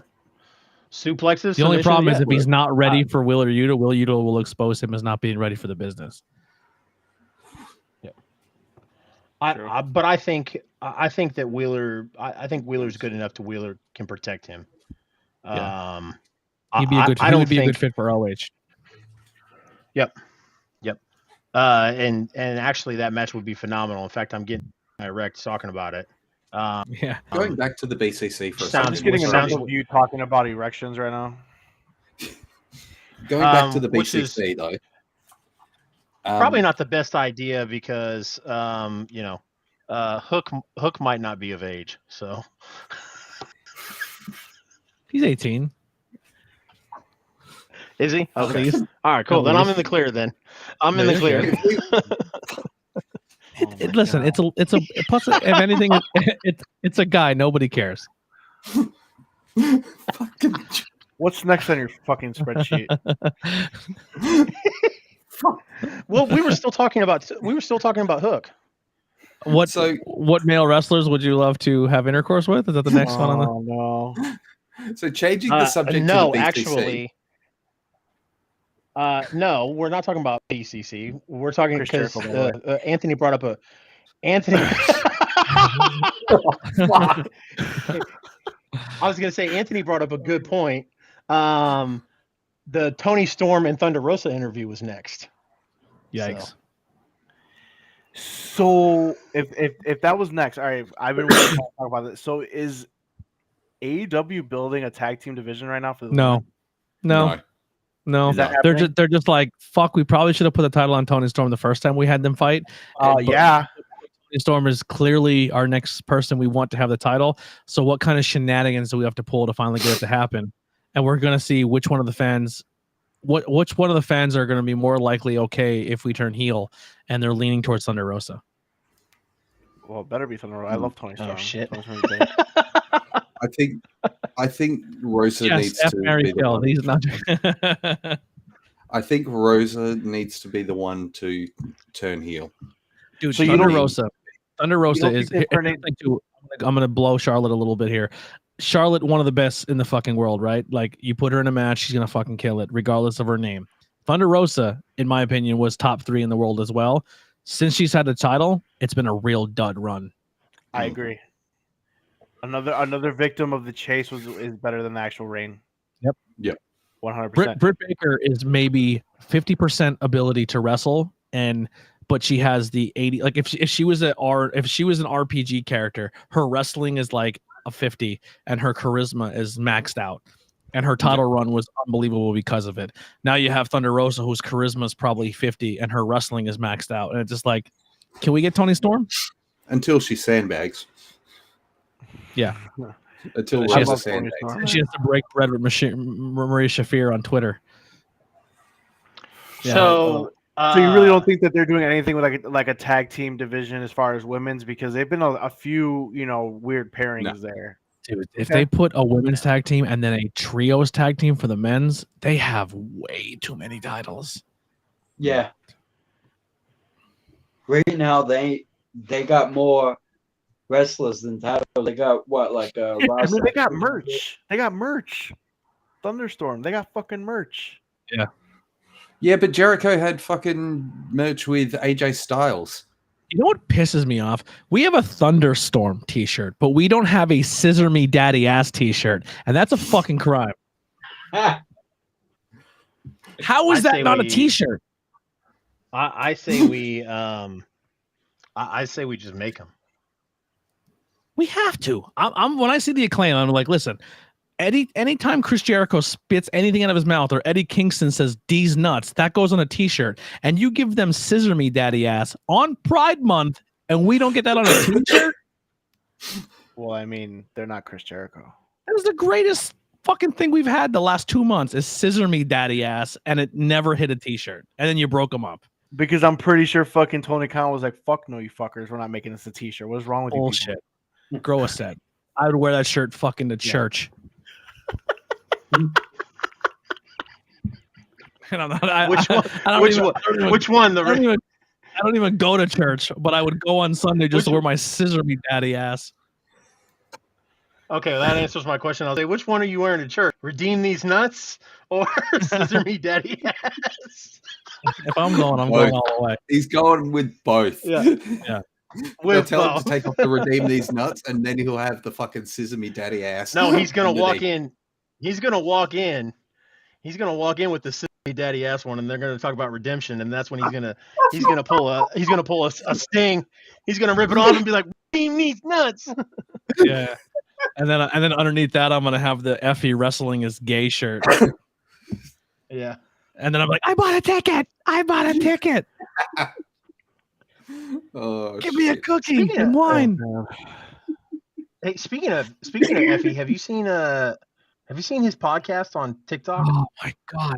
I actually commented, and he liked my comment on TikTok. He did like a behind the scenes thing where he talked about when Allie got hurt, and then he's going to be working Allie and Edith and did he say homicide? Who was it? The fourth one? And I'm like, dude, I said, if you can do an episode on when you wrestled Edith for Camp Leapfrog, because that was one of my favorite matches, was him and Edith at Camp Leapfrog. They fucking killed each other. That's when I first found Effie, and I was like, I fucking love this dude. Like, my match of the year so far, and everyone's gonna be like, that's fucking stupid, is him and fucking Murder Grandpa at GCW. That match fucking made 2 stars for me. Like, I didn't know that Murder Grandpa had a great sense of humor, and then fucking Effie kissed him in the match. Like, it was the funniest fucking, like, I love Effie. Like, I think that dude is so entertaining, and he needs to have a national spotlight on him. He's a treasure. So him and Allie came and defended the GCW Tag Team Championships here in Kansas City against the Howlets. Nice. And it was phenomenal. The Howlets promos that they cut prior to the match were awesome, and the Howlets should have won, but Allie's foot was on the rope, or her foot was under the rope, or something like that, and that's how they ended the event. So it was awesome. I fucking love Effie. Effie knows how to book a match. He knows how to book a match. He knows wrestling psychology. He knows how to work a crowd. The dude is fucking money. So, so speaking of knowing how to work a match, Serena Deeb and Anna Jay here. Yeah, that was cool. Anyway, the next match. How was that one? No, I think we got to give Anna Jay her credit on this one. Which is crazy because Serena Deeb is fucking world class. Like, she's really fucking good. But these matches recently have just been really sloppy. And then you're like, okay, well, how about we give her the microphone so she can build these matches up? And you're like, never give her a microphone again. She needs a mouthpiece. She needs a fucking You mouthpiece. want to beat me, and I'm going to beat you, and then the one time I beat you, and let's wrestle. You're like, fucking, that was a waste. If this is the WWE video game, everyone's just like, wah, wah, wah. I mean, my biggest takeaway from this match, aside from the fact that it sucked, is that Anna Jay lost in the hometown. Isn't AEW known for giving them the W's in their hometown? I mean, I kind of expected her to win this match, to be honest. Yeah. Did a part of you seeing Serena Deeb with the shorter, like, Karen haircut? Weird. It looked weird. You're kind of like, man, I can't wait for Bayley to come back. I have a feeling Bayley's just not in it anymore. No, She's been backstage, and she's just been more of like working on like a backstage role. Really? Yeah. This might actually surprise you, but there's a possibility that they don't know how to write her back in. No, not Crazy. WWE. You mean they don't know how to write? It's a $1 billion company. They don't have sufficient writers. Maybe she had to do a little NDNA action. That's such good shit. I will Venmo you $100 for that doll right now. Hey, That Bayley, shit needs to be clipped immediately. Chase. Clip that shit. That's your shirt, by the way. Clip that shit. Yeah. $100 fucking dollars, Anthony. Right now. I need that fucking doll. now, forever. Don't forget together. Yeah, fucking dude. But yeah, Devil Vince, this fucking aged perfectly. Devil Vince, it's amazing. There's no. That's not the same one from. That's not the same one from the Firefly. no, the Firefly Funhouse. The Firefly Funhouse actually looked like Vince McMahon, and I ordered it, and then I got this fucking thing, and I was like, this isn't even close to the same puppet. Yeah, I paid $40 for this fucking thing. I love it though. You're welcome, Bray See, Wyatt. you should have. Rest in See, you peace. should have. You should have let. He was lit on fire. You should have He's let me dead. buy it. Yeah. You're He right. gets a lot of use. You're right, He my gets a bad. lot of use when I want to say things that I know Vince would have said, and I don't want to get canceled. I'm like, I didn't say it, the puppet did. He comes out, you know.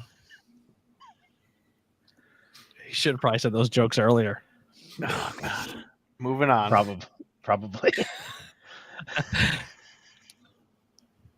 I'm 6 Jetties deep, boys. Let's go. It's all good. What's next, Chase? Yeah, what you got, Chase? What's on your next? list? What's on the list to chase? That's what I had. Are we missing something? Oh, there's a match after Serena Deeb, I Oh. think, right? Yeah, you Yeah. are missing something. My bad. Fuck. You're like, that'll do it, everybody. See you later. Never mind. I can't. That blows. I mean, come on, there's a All main right. event to get to. So there's a Jade Cargill pro. No, I had a sound clip and I was trying to play it on stream and it wouldn't let me. So that's why I was like, so do we have a Anyways, photo of this promo? Do you have a photo of this promo? What promo? the Jade. Jade Cargill promo. Yeah. It's I do distracting. not. Jade is Howdy. Jade's looking good in the promo. We'll say that. I thought she was falling. Like if she would have sneezed, she would have shown the world her name and address. Everything. I was like, Jade, good for you. What do you guys girl. think about this angle of Yeah. the wannabe baddie? Been done before. We all know who I- the baddie should be. Who is that? Should be fucking Sonny Kiss. Oh, I thought we were talking about Arkham Gage, who's knocked out right now. I'm not knocked out. I'm just chilling. We're happy to have you, bud.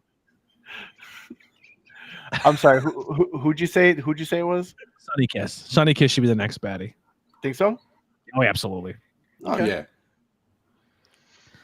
I mean, why Now not? that- Now that Joey Janela's not in the company, like Sonny Kiss needs something.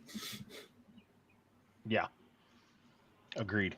And I think, And being a baddie would and I fit love that perfectly. idea. But the wannabe one. I mean, is this? Are they going to give this girl a push enough to put her against? No. Fuck no. Okay. Maybe I what you're feel getting like- here is eventually. I mean, it's coming soon. Jade's going to lose that title, but if you want Jade to keep strong on her first loss. What better way for her to lose her title to Athena? Hopefully, either Athena or Chris Statlander, because they're both kind of like, who do we give it to? Because we didn't know the fans really loved Chris Statlander until Ruby Soho beat her, and Sorry, guys. I'm hard. Something about big engines. What the hell is going on with this fucking chat? So Anyway, but it should be Athena. I but really the best would have way to do it. guessed.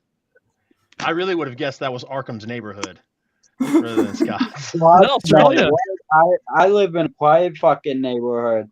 I fucking You hate do? these bags with cars like that. Was that I Australia? can't fucking. Yeah, that was Australia, man. Holy, look at you, American muscle hanging out in the fucking down under. That's Yeah, that's Australia. that's small dick energy right there. That's small dick energy right there. But anyway, maybe So someone's looking for she cookies. loses because one of her baddies turns on her. That's my wife. She'll find that's my wife. She'll find cookies in the kitchen. Oh, that's your bike angel? Yep. Now, like bike as in like a pedal bike or like fucking outside of Scotty's house bike, like No, like Claire Redfield. what? Like Claire Redfield. How do So you she can have these. get bike angel for Claire Redfield? Because of the Let Me Live angel that's on the back of her jacket, and she rides Oh. motorcycles. Does she really? Oh, your wife or Claire Redfield? Claire Redfield. Look at Arkham right now. Fucking.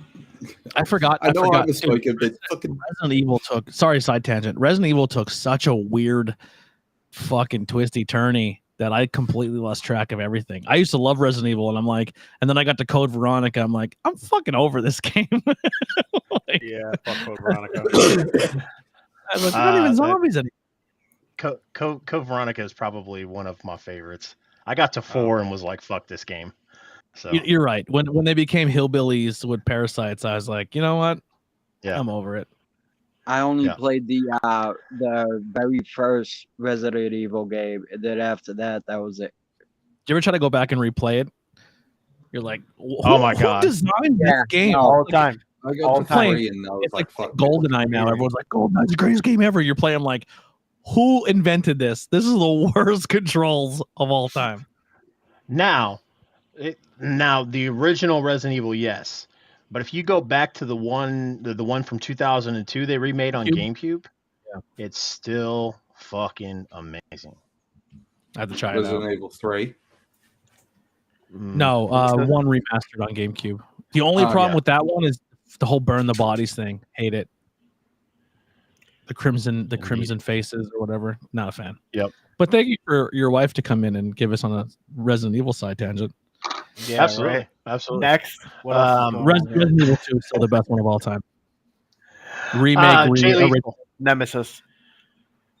The Jay Lethal promo. Yes, the Jay Lethal promo. Jay Lethal can slap my mother, and I would still love him.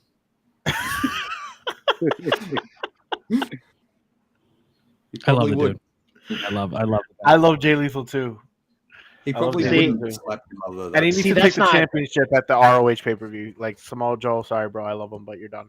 No, Jay Lethal is your champ. Jay Lethal. Everyone says, "Oh, Joe is ROH through and through."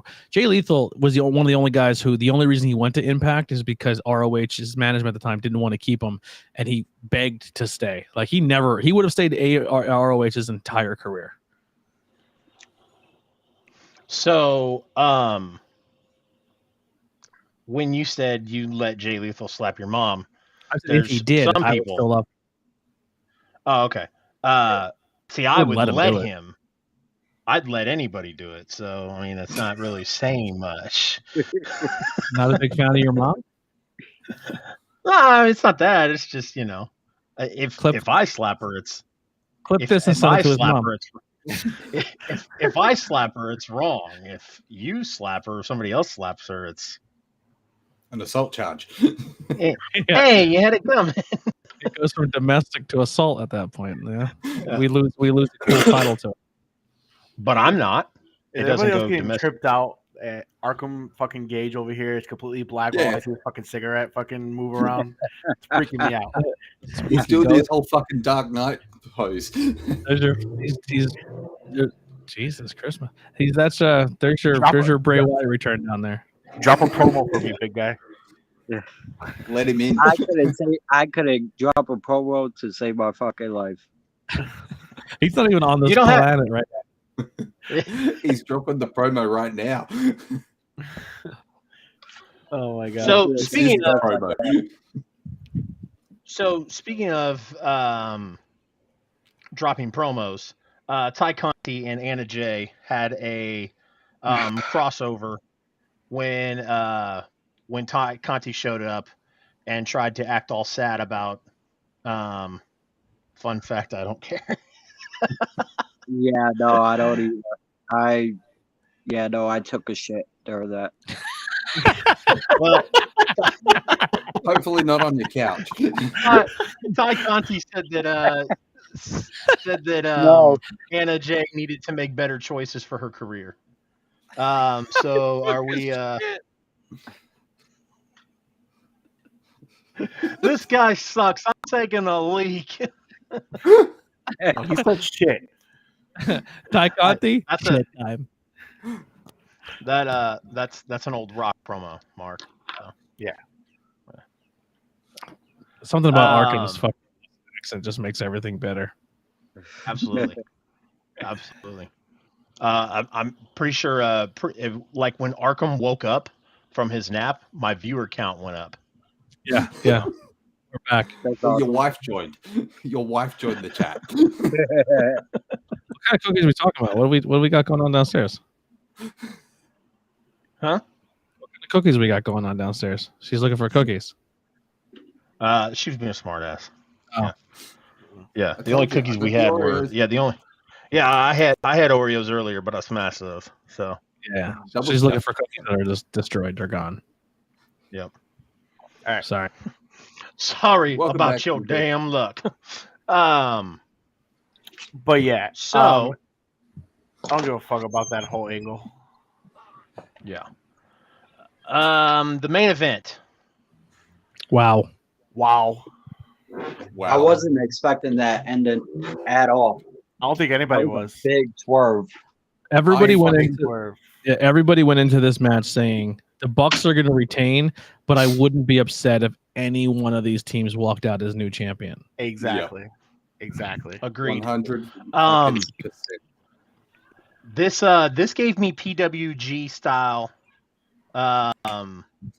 like matches. A lot of high spots, a lot of a lot of like up moments, like, oh, like is this going to be the end? Yeah. And I loved when the fucking tease with Swerve and Lee. I loved that fucking tease. You're like, I'm going to hit him Yeah. with the belt. Yeah. Well, I'm glad you liked it because that's what we're going to be leaning on to this entire tag team run is when does the turn happen? Exactly. yeah, And then we're going to get Lee. That's what turning kind of on made me fucking- shocked that they even won. I was like, yo, this guy was straight up like, I mean, and then they swerved me, man. Dude, I thought at a couple points in the match where I thought that they were gonna win, and I was like, nah, they're not gonna win. They're not gonna win. And then they dude, fucking won. when they threw the Bucks outside and then Lee did the big splash and then fucking Ricky Starks is holding the leg and he's crying on his face like, I'm going to get the 3. And the camera shot is done beautifully where it comes and gets the breakup. I was like, holy fuck, this is crazy. And then they do a whole nother spot again where the ring is cleared and nobody's in there, but obviously the finish. And I was like, we're getting new champions. It's 9:57. We're at 9:58. We're getting new champions. The Bucks are not even in the picture right now. And I was like, oh, I legitimately was going into that match going, Bucks are going to retain, and this is a no-brainer. But then, holy fuck, that match went on, and it was like any one of them could walk out as champs. so my fear is that the Bucks retain, and then we build to Bucks FTR, and then FTR literally has New Japan, ROH. Like, I love FTR, but at some point in time, when you have too many titles, it diminishes. Sure, you have it, like you're 7-time champions all across different companies. Eventually, they are going to be AEW champions, but I think them being the ones to hold everything and then have to go around and work everywhere, if they get hurt, you're fucked. Mhm. Yeah. Like there's too much at some point, and I think we're getting close to it. But how fun would it be now at ROH's pay-per-view if that tag team match turns into a trios tag team match? Oh hell yeah, dude! Because now the Bucks can get involved. Because that Bucks were supposed to be in the trios tag team at the Forbidden Door pay-per-view because they want to put FTR and the Bucks together, but have that third party in there that you're getting it, but you're not quite getting it. You know what I mean?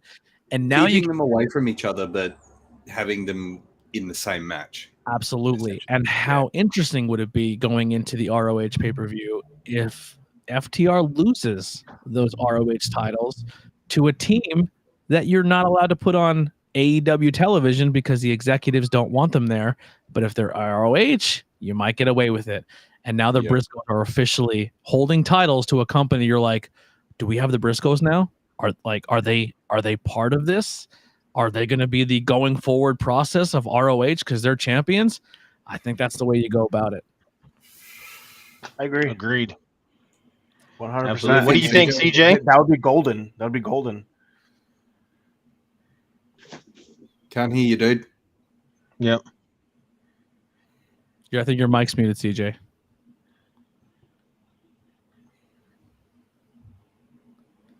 Go to your mic source on the very bottom of your screen. It should say there should be a I microphone think thing. he's on his phone.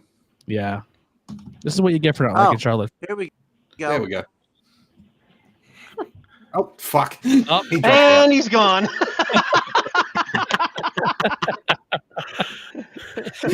X in the top corner, idiot. Not joking.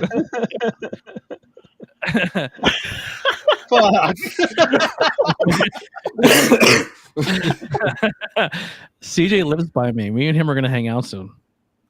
You should have had. You should just come over and do the stream with you. It's like a 45-minute drive. I don't know if he's willing to do that at 12:30 at night. Yeah.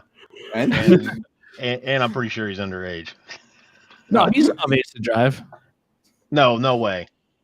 Yeah, he drives. There's no way. He drives. There's no way. Is Yeah. Yeah. he? No way. fuck yeah, I would. See, Yeah.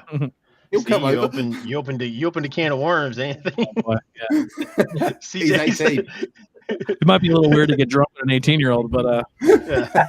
we are in Pennsylvania. CJ's gonna show up at your bedroom window knocking at like 3:00 in the morning. I'll shoot him. See, for you guys, it might be weird. For me, it's perfectly legal to drink with an 18-year-old. Yeah. Oh, okay. Here's the crazy thing about America. I'm going to teach you something. 18 years old, you can go serve your country. You can shoot brown people with AR-15s because that's all our army goes after. We don't attack white countries. And then you can you can vote. That's cool. You can vote. You can buy AR-15s and then go attack children in schools, but you can't have a fucking beer. Yep. Yeah. Tell you 21. Over America. here, you can do There it anything. You can do everything at 18. And if you're a woman, you can't do anything. Mark, we're gonna be going live on your Twitch next week. Yeah, and if you're a woman, you can't do anything. Assuming I don't get fucking blocked for this shit. Yeah, Yeah. It's Christians. okay, Chase. I'll Christians are back you killing up. it in I'll our use country. mine. How much is your You can country use love mine. Jesus? Are you guys big Jesus guys down in Australia? We're not. There's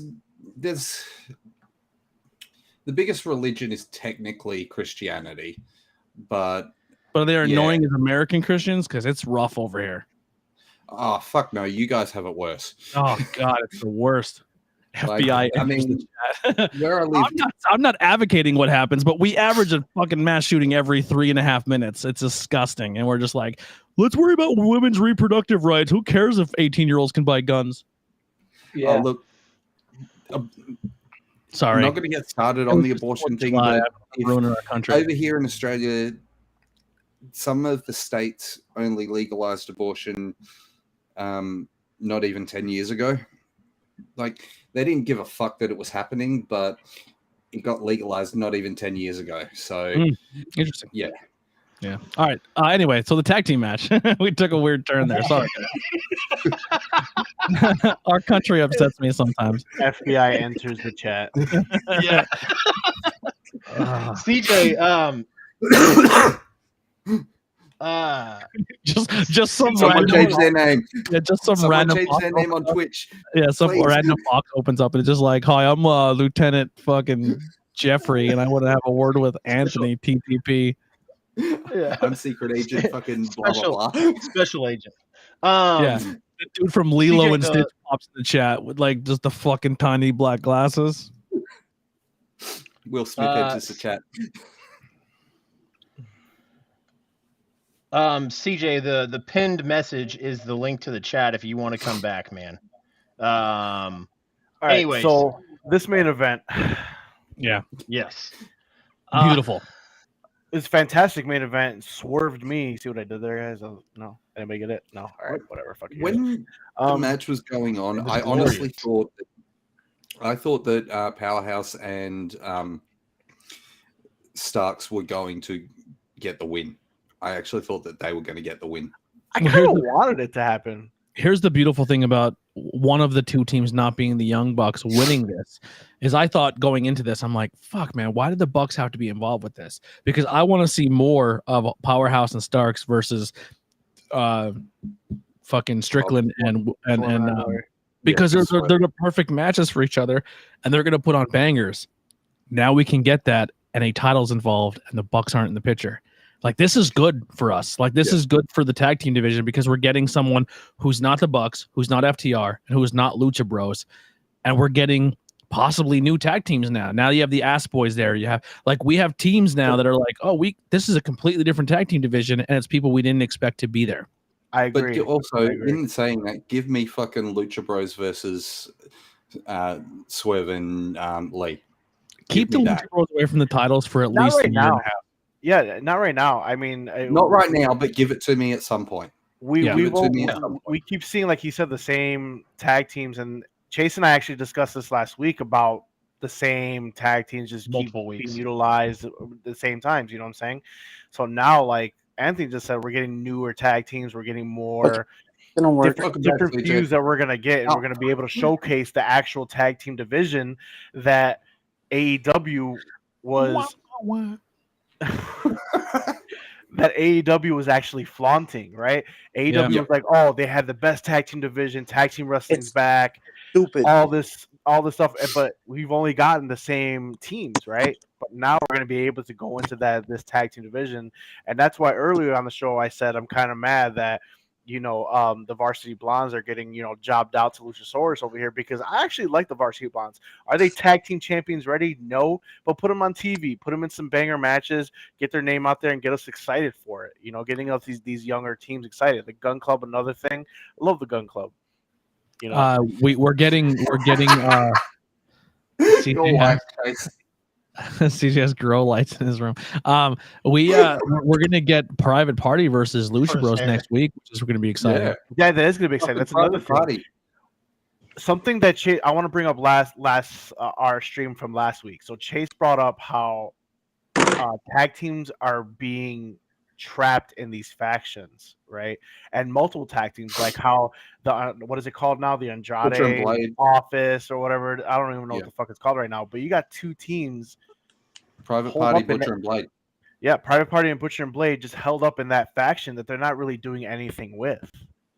I like Butcher and Blade too. I love Butcher and Blade. Now they probably need a mouthpiece, whatever, to help that team grow. But they could come in there and put banger matches. A great mouthpiece. Yeah. And you could put on banger matches right now. So I want this tag team division how it was supposed to be 2-3 years ago when AEW came. During AEW's inception, they were like, oh, we have the best tag team division. Tag teams wrestling back. Show me that it's not the Young Bucks. Show me that your tag team division isn't just FTR Bucks and FTR Lucha Bros and the Young Bucks and Kenny Omega and Hangman, which are time team for a while. In saying that, it's like WWE. Exactly.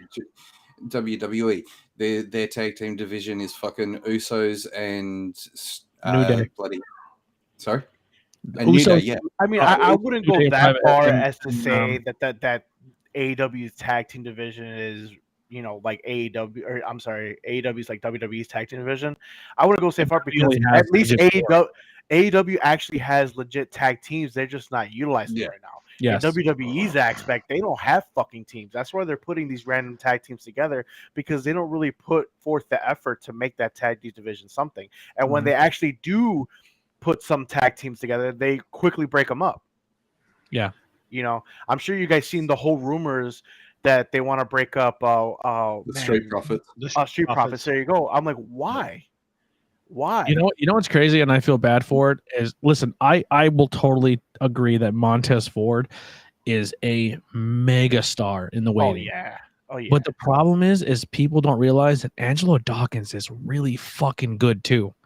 That dude has been like recently every week on TV. He's like, oh, cool. I don't belong here. My partner blows me out of the water. Cool. I'm a 200 and some pound dude. I'm going to front flip over the top rope. Like, he's killing it.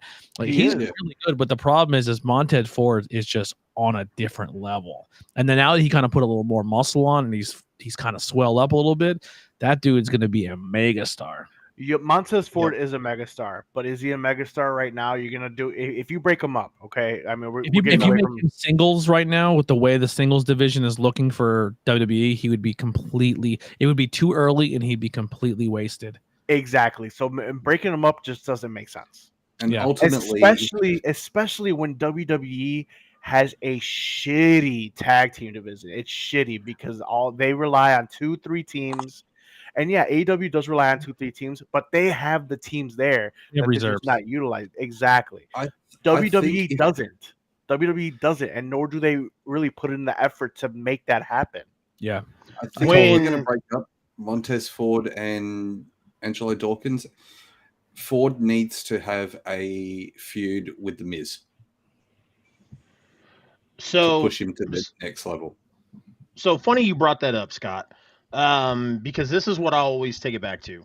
Of course, I think I know everything when it comes to wrestling, and especially 10 years ago, I thought I knew all the decisions that WWE made or should have made better than WWE did. And then I matured a little bit and realized that there's a reason why I'm not in that position, and there's a reason why they are. When Morrison and the Miz were on the verge of breaking up, All over you. Um, She's all over you. I know my bedroom door's locked. She keeps it up; it's going to stay locked. I'll make her no, ass sleep on the couch. Yeah, no dick for you. No. Yeah, you want a cookie? You ain't getting cookie or nookie.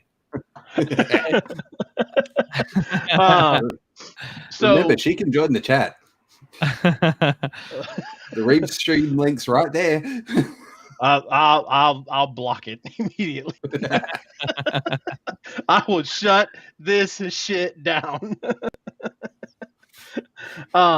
Anyways, with Miz and Morrison, I was 1,000% sure that one of them, that Morrison or both of them were going to be the stars, or that at least both of them needed to be.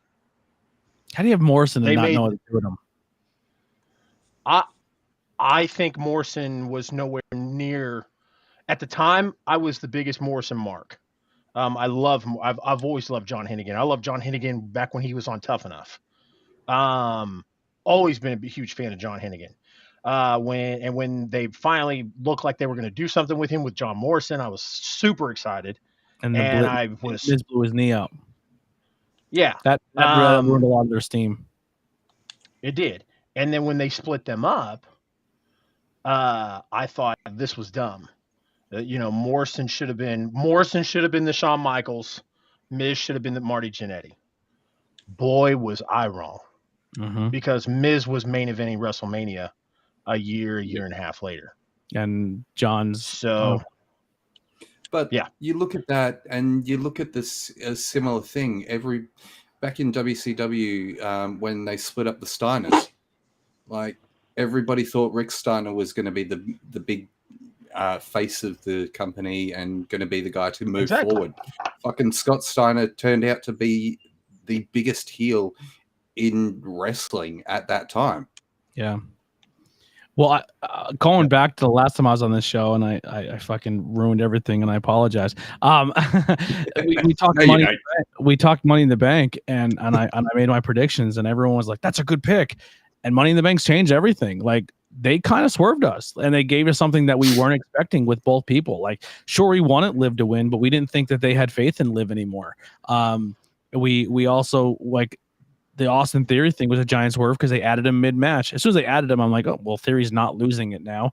But it makes everything very interesting of how they play out going into Mania now. Yeah, and appreciate it. I think big shout out to my stream elements for keeping track of who follows. So, I think pulling the trigger on Liz was a smart move. Like, it was. I'm nervous. I'm nervous, man. You have Liv right now because people like Liv, and they've liked her for a while. Like it's, I agree. They may have actually pulled an AEW move there and listened to the fans for a change. Do you think she's long-term champion though? Oh fuck no, fuck no, not long term. But I don't think you're gonna find out if Liv is long-term champion until until a couple months in. By then it's going to be subjective anyways, because everybody did the same thing with Bianca. Everybody was all gung-ho and ready for Bianca to win and be a long-term champion. And by the time Becky came back, the majority of people were sick of Bianca. And now yeah. and now Liv is the new hot thing. So it's going to be one of those things where Kitty Well, cat. here's the thing. Here's what you're putting out as perspective of Sorry, he's got the WWE kitty right cat again. you have Austin Theory, who's your Money in the Bank holder, who is, even though he's not super tall, body wise, he's jacked. You have Roman Reigns, who's a big guy. You have Brock Lesnar, big guy. Bobby Lashley, big guy. Your U.S. champion, or not you? Who's Intercontinental? Oh, Gunther, big guy, powerhouse. Yeah. Yep. So now your women's division, you're sitting with a possibly returning Charlotte. You're sitting on Bianca, Rhea Ripley, Lacey Evans, like every Raquel Gonzalez, every woman there is over 5'11" and are power lifters. And then you're like, well, we're sitting on Alexa Bliss and Liv Morgan, who are literally the same person, just different highlights in their hair. And you're like, well, who do you push here? You know what I mean? So I'm sorry. Then you have Ronda Rousey, you have Natalia, you have all these powerhouse women, and then you give it to the 4'2" blonde because everyone makes everybody happy, but she wins in a multi-man match and then cashes in on a really hurt person. Like Bianca Belair, you built up to be this strong powerhouse, and now you have all these really powerhouse women's. You have a really strong women's division, and then you give it to the smallest girl in your roster, which I love Liv. And then she wins, and then she can't cut a promo because she's so emotional because she's happy she won. It's a really rocky start. But you got to remember, we got our first AEW Women's Champion as someone who was like fucking not even 97 pounds. And she beat Nyla Rose, which I hated. Yeah, she was fucking tiny. Like, yeah, I love that shit. Like I don't love get me that wrong, shit. Rio was fucking amazing, but as that was because Kenny was booking the division, and Kenny, as a champion for the first time, like, it was better that they put it on her than they put it on someone completely green like fucking Baker was at the time. Yeah, if you're tiny and undersized and you're a baby face, that's really tough. That's a tough road to walk. If you're tiny and undersized and a heel, you can get by being dirty. So it's going to be very interesting how they book her. Sorry, and I know we're dipping in the WWE and we're an AEW show. No, I was going to say let's hear CJ's opinion. What? Let's hear your opinion, CJ. I'm sorry. I was focused on the game. What's going on? The game? CJ, are you fucking playing WWE 2K22 while you're in here? No, I'm actually playing Splitgate. Playing what? Splitgate. It's on Xbox. Oh, Splitgate's dope. I like Splitgate. It is. Holy Hannah. So what's your opinion on tonight's main event? Arkham is in a coma, and CJ's playing Leisure Suit Larry.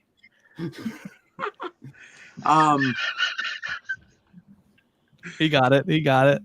That main event was great, dude. That main event was great. It was. The spots that they had in that main event were absolutely insane. What is happening? He's murking bitches while he's talking about the main event. Yeah, I like wrestling. What? They had a lot of great spots. What was your favorite spot? Don't cut to me like take this grenade, bitch. I think my favorite spot was when Strickland used Keith Lee and just jumped off of him, catapulted off of him. Yeah, that was so cool. The backflip. Yep. You're like Herman Munster right now when your screen was great. He hit like a not a cave Quebarda off of Lee's chest. Or a Are you butchering the fucking language again there, Chase? I am. I'm always trying to. It was a backflip off a fat guy. That's all it was. Yeah. Mark can pronounce it the right way. Mark is fluent in my my native language. So don't make me cat again. Mark's got to get a shower, get ready for work, and watch some Hub before he goes to sleep. So what do you got to close us out here? The AEW the AEW Rampage preview. We've got the ROH World Champion Jonathan Gresham versus Lee Moriarty. Facts. And then the Gun Club is scheduled to be on there. It doesn't say what they're doing exactly. And also the Lucha Brothers versus Private Party. We kind of talked about the AEW Dynamite show for next week. The barbed wire everywhere death match between Eddie Kingston and Chris Jericho, with the JAS suspended in a shark cage. They everywhere need to be added into that. That's it my was dream. already long enough, the match. Chase, read the chat. Read the chat, Chase. Yeah. So, please do that. Put him up there. Yeah. Oh, he woke up. Fuck! I've been on team, I've been on. He's just vibing, guys. He's fucking vibing. So, real quick, let's do some quick fire. What is everybody's thoughts on this barbed wire everywhere death match next week? Chris Arco, what do you Jericho's think? gonna lose finally. Yeah. What? All I'm gonna say is blood and violence, and I'm very happy. Yeah. There you go. I think Kingston has to go over here. 100%. And Mark, what the hell did you just say? Jericho has to. Hey, man, I'm a wrestling fan before anyone. Yes, I'm a Jericho fanboy. All right. I got that new Jericho action figure. You think I didn't? Come on.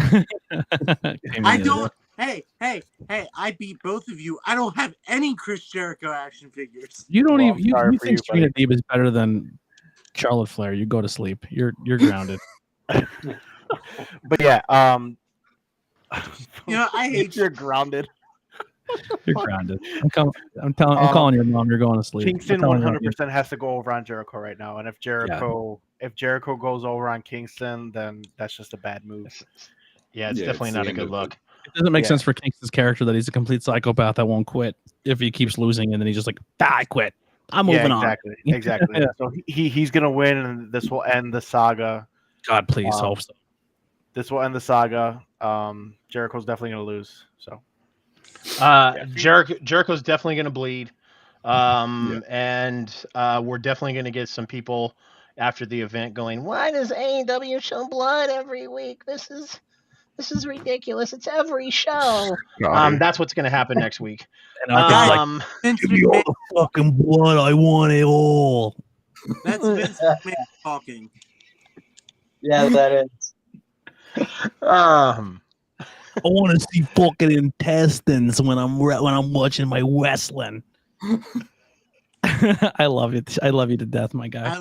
I love when my grandma's watching wrestling with me and she's like, "This isn't what it used to be." I'm like, "No shit." Be like, "Shut the hell up, Nana." You remember Ric Flair? That guy bled every night. Yeah.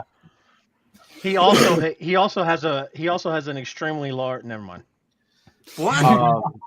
To address what the Gun Club's doing, the Gun Club is addressing their heel turn on. Dude, I think we're gonna get Strickland and what's his name, Strickland and Lee and Ricky Starks and Hobbs in a feud, and we're gonna get the Gun Club and the Acclaimed in a feud with no title. That's exciting for the tag team division. Exactly, absolutely. And I'm all for it. I'm all fucking for it. That's gonna push one of those two teams up to the tag titles. Yep.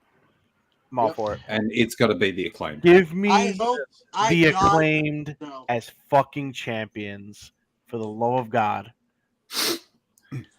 Man, Yeah, I think it's time. I think it's time. Maybe who knows? Maybe AEW becomes your show where you build new stars, and ROH is where the older guys go and work and do that angle. Who knows? It's going to be interesting. You can flip flop your two. Reverse it. Hey, it could happen. Maybe. I mean, that's how AEW technically was supposed to start, was to build the new stars, build up the talent, and fucking show us people that we don't see on TV. Now's the perfect time when all your big name signings are hurt. Yeah. Yep. Why not showcase that tag team division to round out this card then?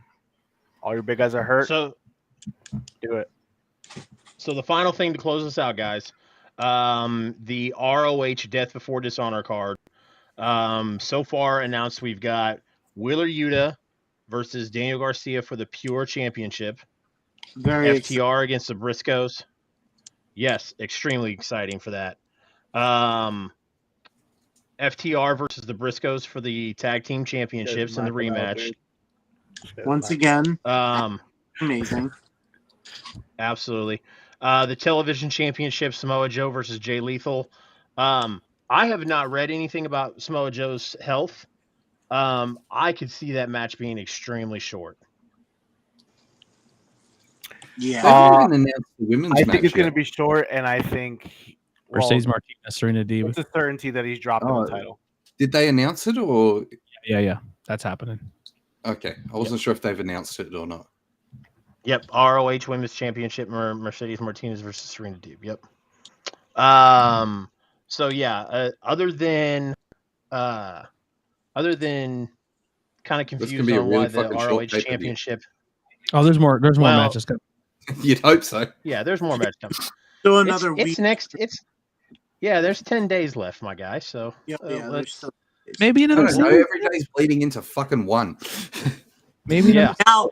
maybe another Who do you single match. guys, now, this is a question for everyone. Who do you guys think will be featured in a death match at Death Before Dishonor? No, it's ROH pay per view. You're not going to get a death match. You're not doing no deathmatch on ROH. Yeah. Damn. Yeah, no. Yeah. Damn it. Sorry. Yeah. CJ, first CJ, ROH you should go is sign more up. based on your wrestling skills. Yeah, you should go sign up for a fight TV subscription and sign up for the GCW stuff. You'll love it, guy. I want to very bad. Okay. How much Well- is it? Does anyone know how much it is? You pay per show. You can get a subscription to it, I think, can't you? I don't think you can. I don't So think you I'm can not here. sure. I think you have to pay per show for over in America. Let me have a look. Hold on. Yeah, you Yeah. guys get like live TV fight. We don't get that. Yeah. No. America is not how do I say this without pissing? No, don't get me started on America again. What's next? Yeah. Oh Yeah. yeah. Let's close this out. Let's close this out.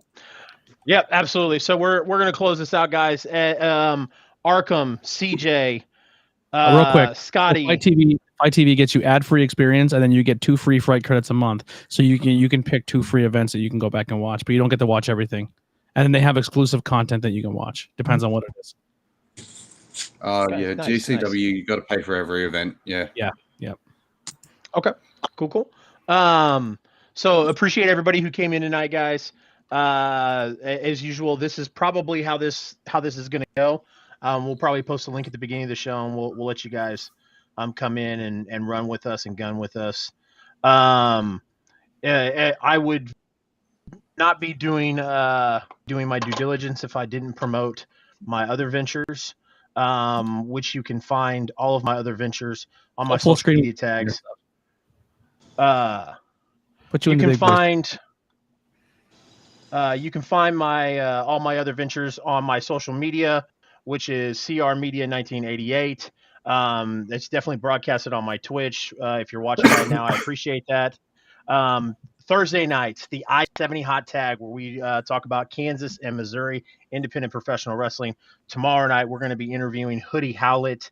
We're also going to be talking about the event that we are sponsoring called Horseman Country, where Arn Anderson is going to be managing his son, Brock Anderson, in a tag team match against, or a tag team match with Ace Steel against Jeremy Wyatt and Vic Capri, who is from the Chicago area, Mark. So Vic is one of those guys.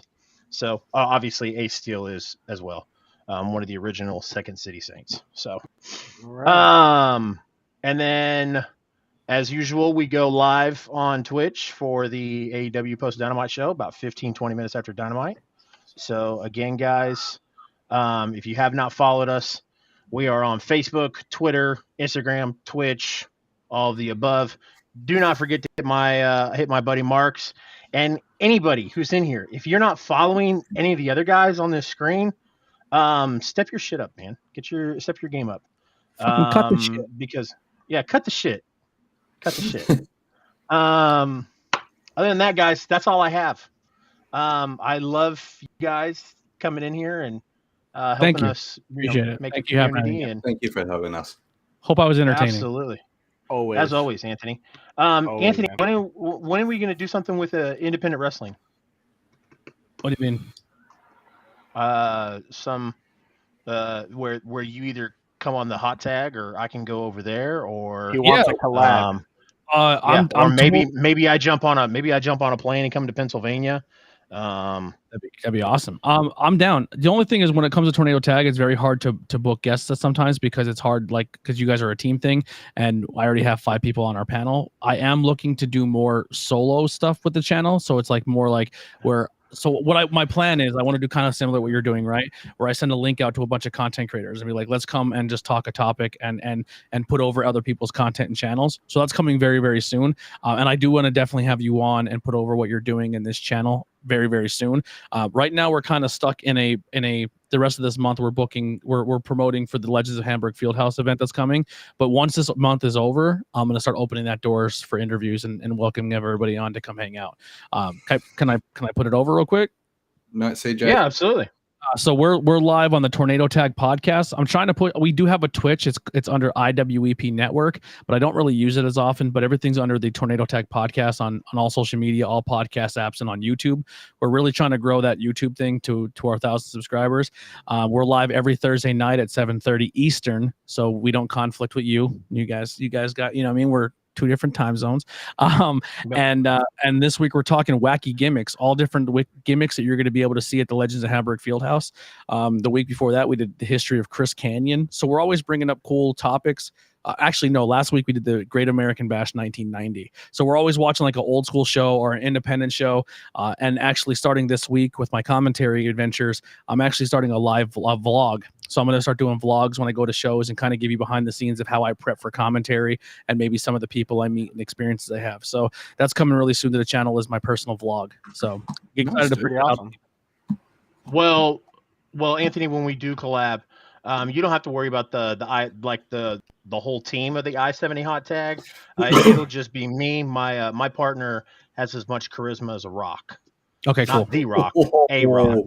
So his bitch ass will get left behind. Yeah, the door is open for everybody to come on and put their stuff over, because TikTok, you guys have been fantastic to me on TikTok, and I probably wouldn't have over 1,000 subscribers if you guys weren't putting me over and making me feel like I was special over there. So I want to thank you guys for giving me a platform to help me put over my thing. So it means a lot, and I will be opening the door as well for you guys very soon. Absolutely, Anthony. I think the main reason why I'm not to 1,000 subscribers yet is because my friend Mark keeps making me post clips of my hot takes, and people are like, "Yeah, that guy's a dumbass." Dude, I gave you gold 2 times now on this episode. Hey man, every video I fucking post, I make sure that you tell people to follow you. I have been giving you guys absolute gold for clips, and listen. I know Panda is the OG of the TikTok game. He's got like 3 clips when he was on this show, and I gave you Arkham Gage. I'm giving you just gold. I want to see me on TikTok this week because of this episode. I will. I will clip this episode. I had to, when I started to clip the other one, I was like, I completely forgot about it. So because then the week just got super busy, and then I started posting those clips, and I was like, wait, where's all my clips with Arkham and with Scott and Anthony? And then I was like, I was like, that's what I get for running 2 fucking shows in a week. Oh, I hear you, dude. I do 5 5 podcasts, so I definitely feel your pain when you get lost in the shuffle. Yeah, absolutely. But thank you again for having me. Oh, anytime, dude. Anytime. Scott, anytime. Yo. Arkham, anytime, dude. Arkham, where are you located, brother? Right now, I live in Massachusetts. Okay. Right now on I the should have south known. shore of Massachusetts. Yeah, I should have known. You got the got the biggest khakis accent I ever fucking heard in my entire life. I was gonna say, man, if you're ever down here this way in Missouri, we can sit and have a session, because I absolutely love to just hang out and eat pizza. So Hey, Then you gotta come to Chicago for that, not Missouri. Yeah, I thought you were talking about a completely different session. I don't. I am. I just wasn't gonna say it. I am. Okay. Yeah. Arkham eats tons of pizza. Look at him Yeah. over there. oh yeah, Yeah. definitely. Yeah, extra cheese. Yeah. I got Okay, I got a okay. medical I got a medical card for my pizza. So Yeah. I we are. don't card anymore, but I I still have. don't. I just walk down the street from my house. It's like a 40-minute walk. I drop about $200 a week, and then I get my shit and come home, and I sit in here, watch TV, watch wrestling about 12 hours a day, and that's it. And then he comes on here and fucking does this. Literally, I like it. that's my day to day. Watch wrestling at least 12 hours a day, and then jump on TikTok and talk about it I love for it. about another 4 or 5 hours. All right. Before I piss my pants, I'm heading out of here. Thank you. I'm like 7 beers deep. I got to go to the bathroom. I love you guys. I'm going to take a piss. Arkham. I love you, Always brother. a pleasure, Anthony, man. Thanks for joining, brother. Take it easy. Yeah. Adios, guys. Have a good one, Anthony. Guys, like I said, guys, this will do it for this week. As always, appreciate you guys. Much love. Go hit my friend Mark a follow. Go hit everybody a follow. Good fight. Good night. Piss off.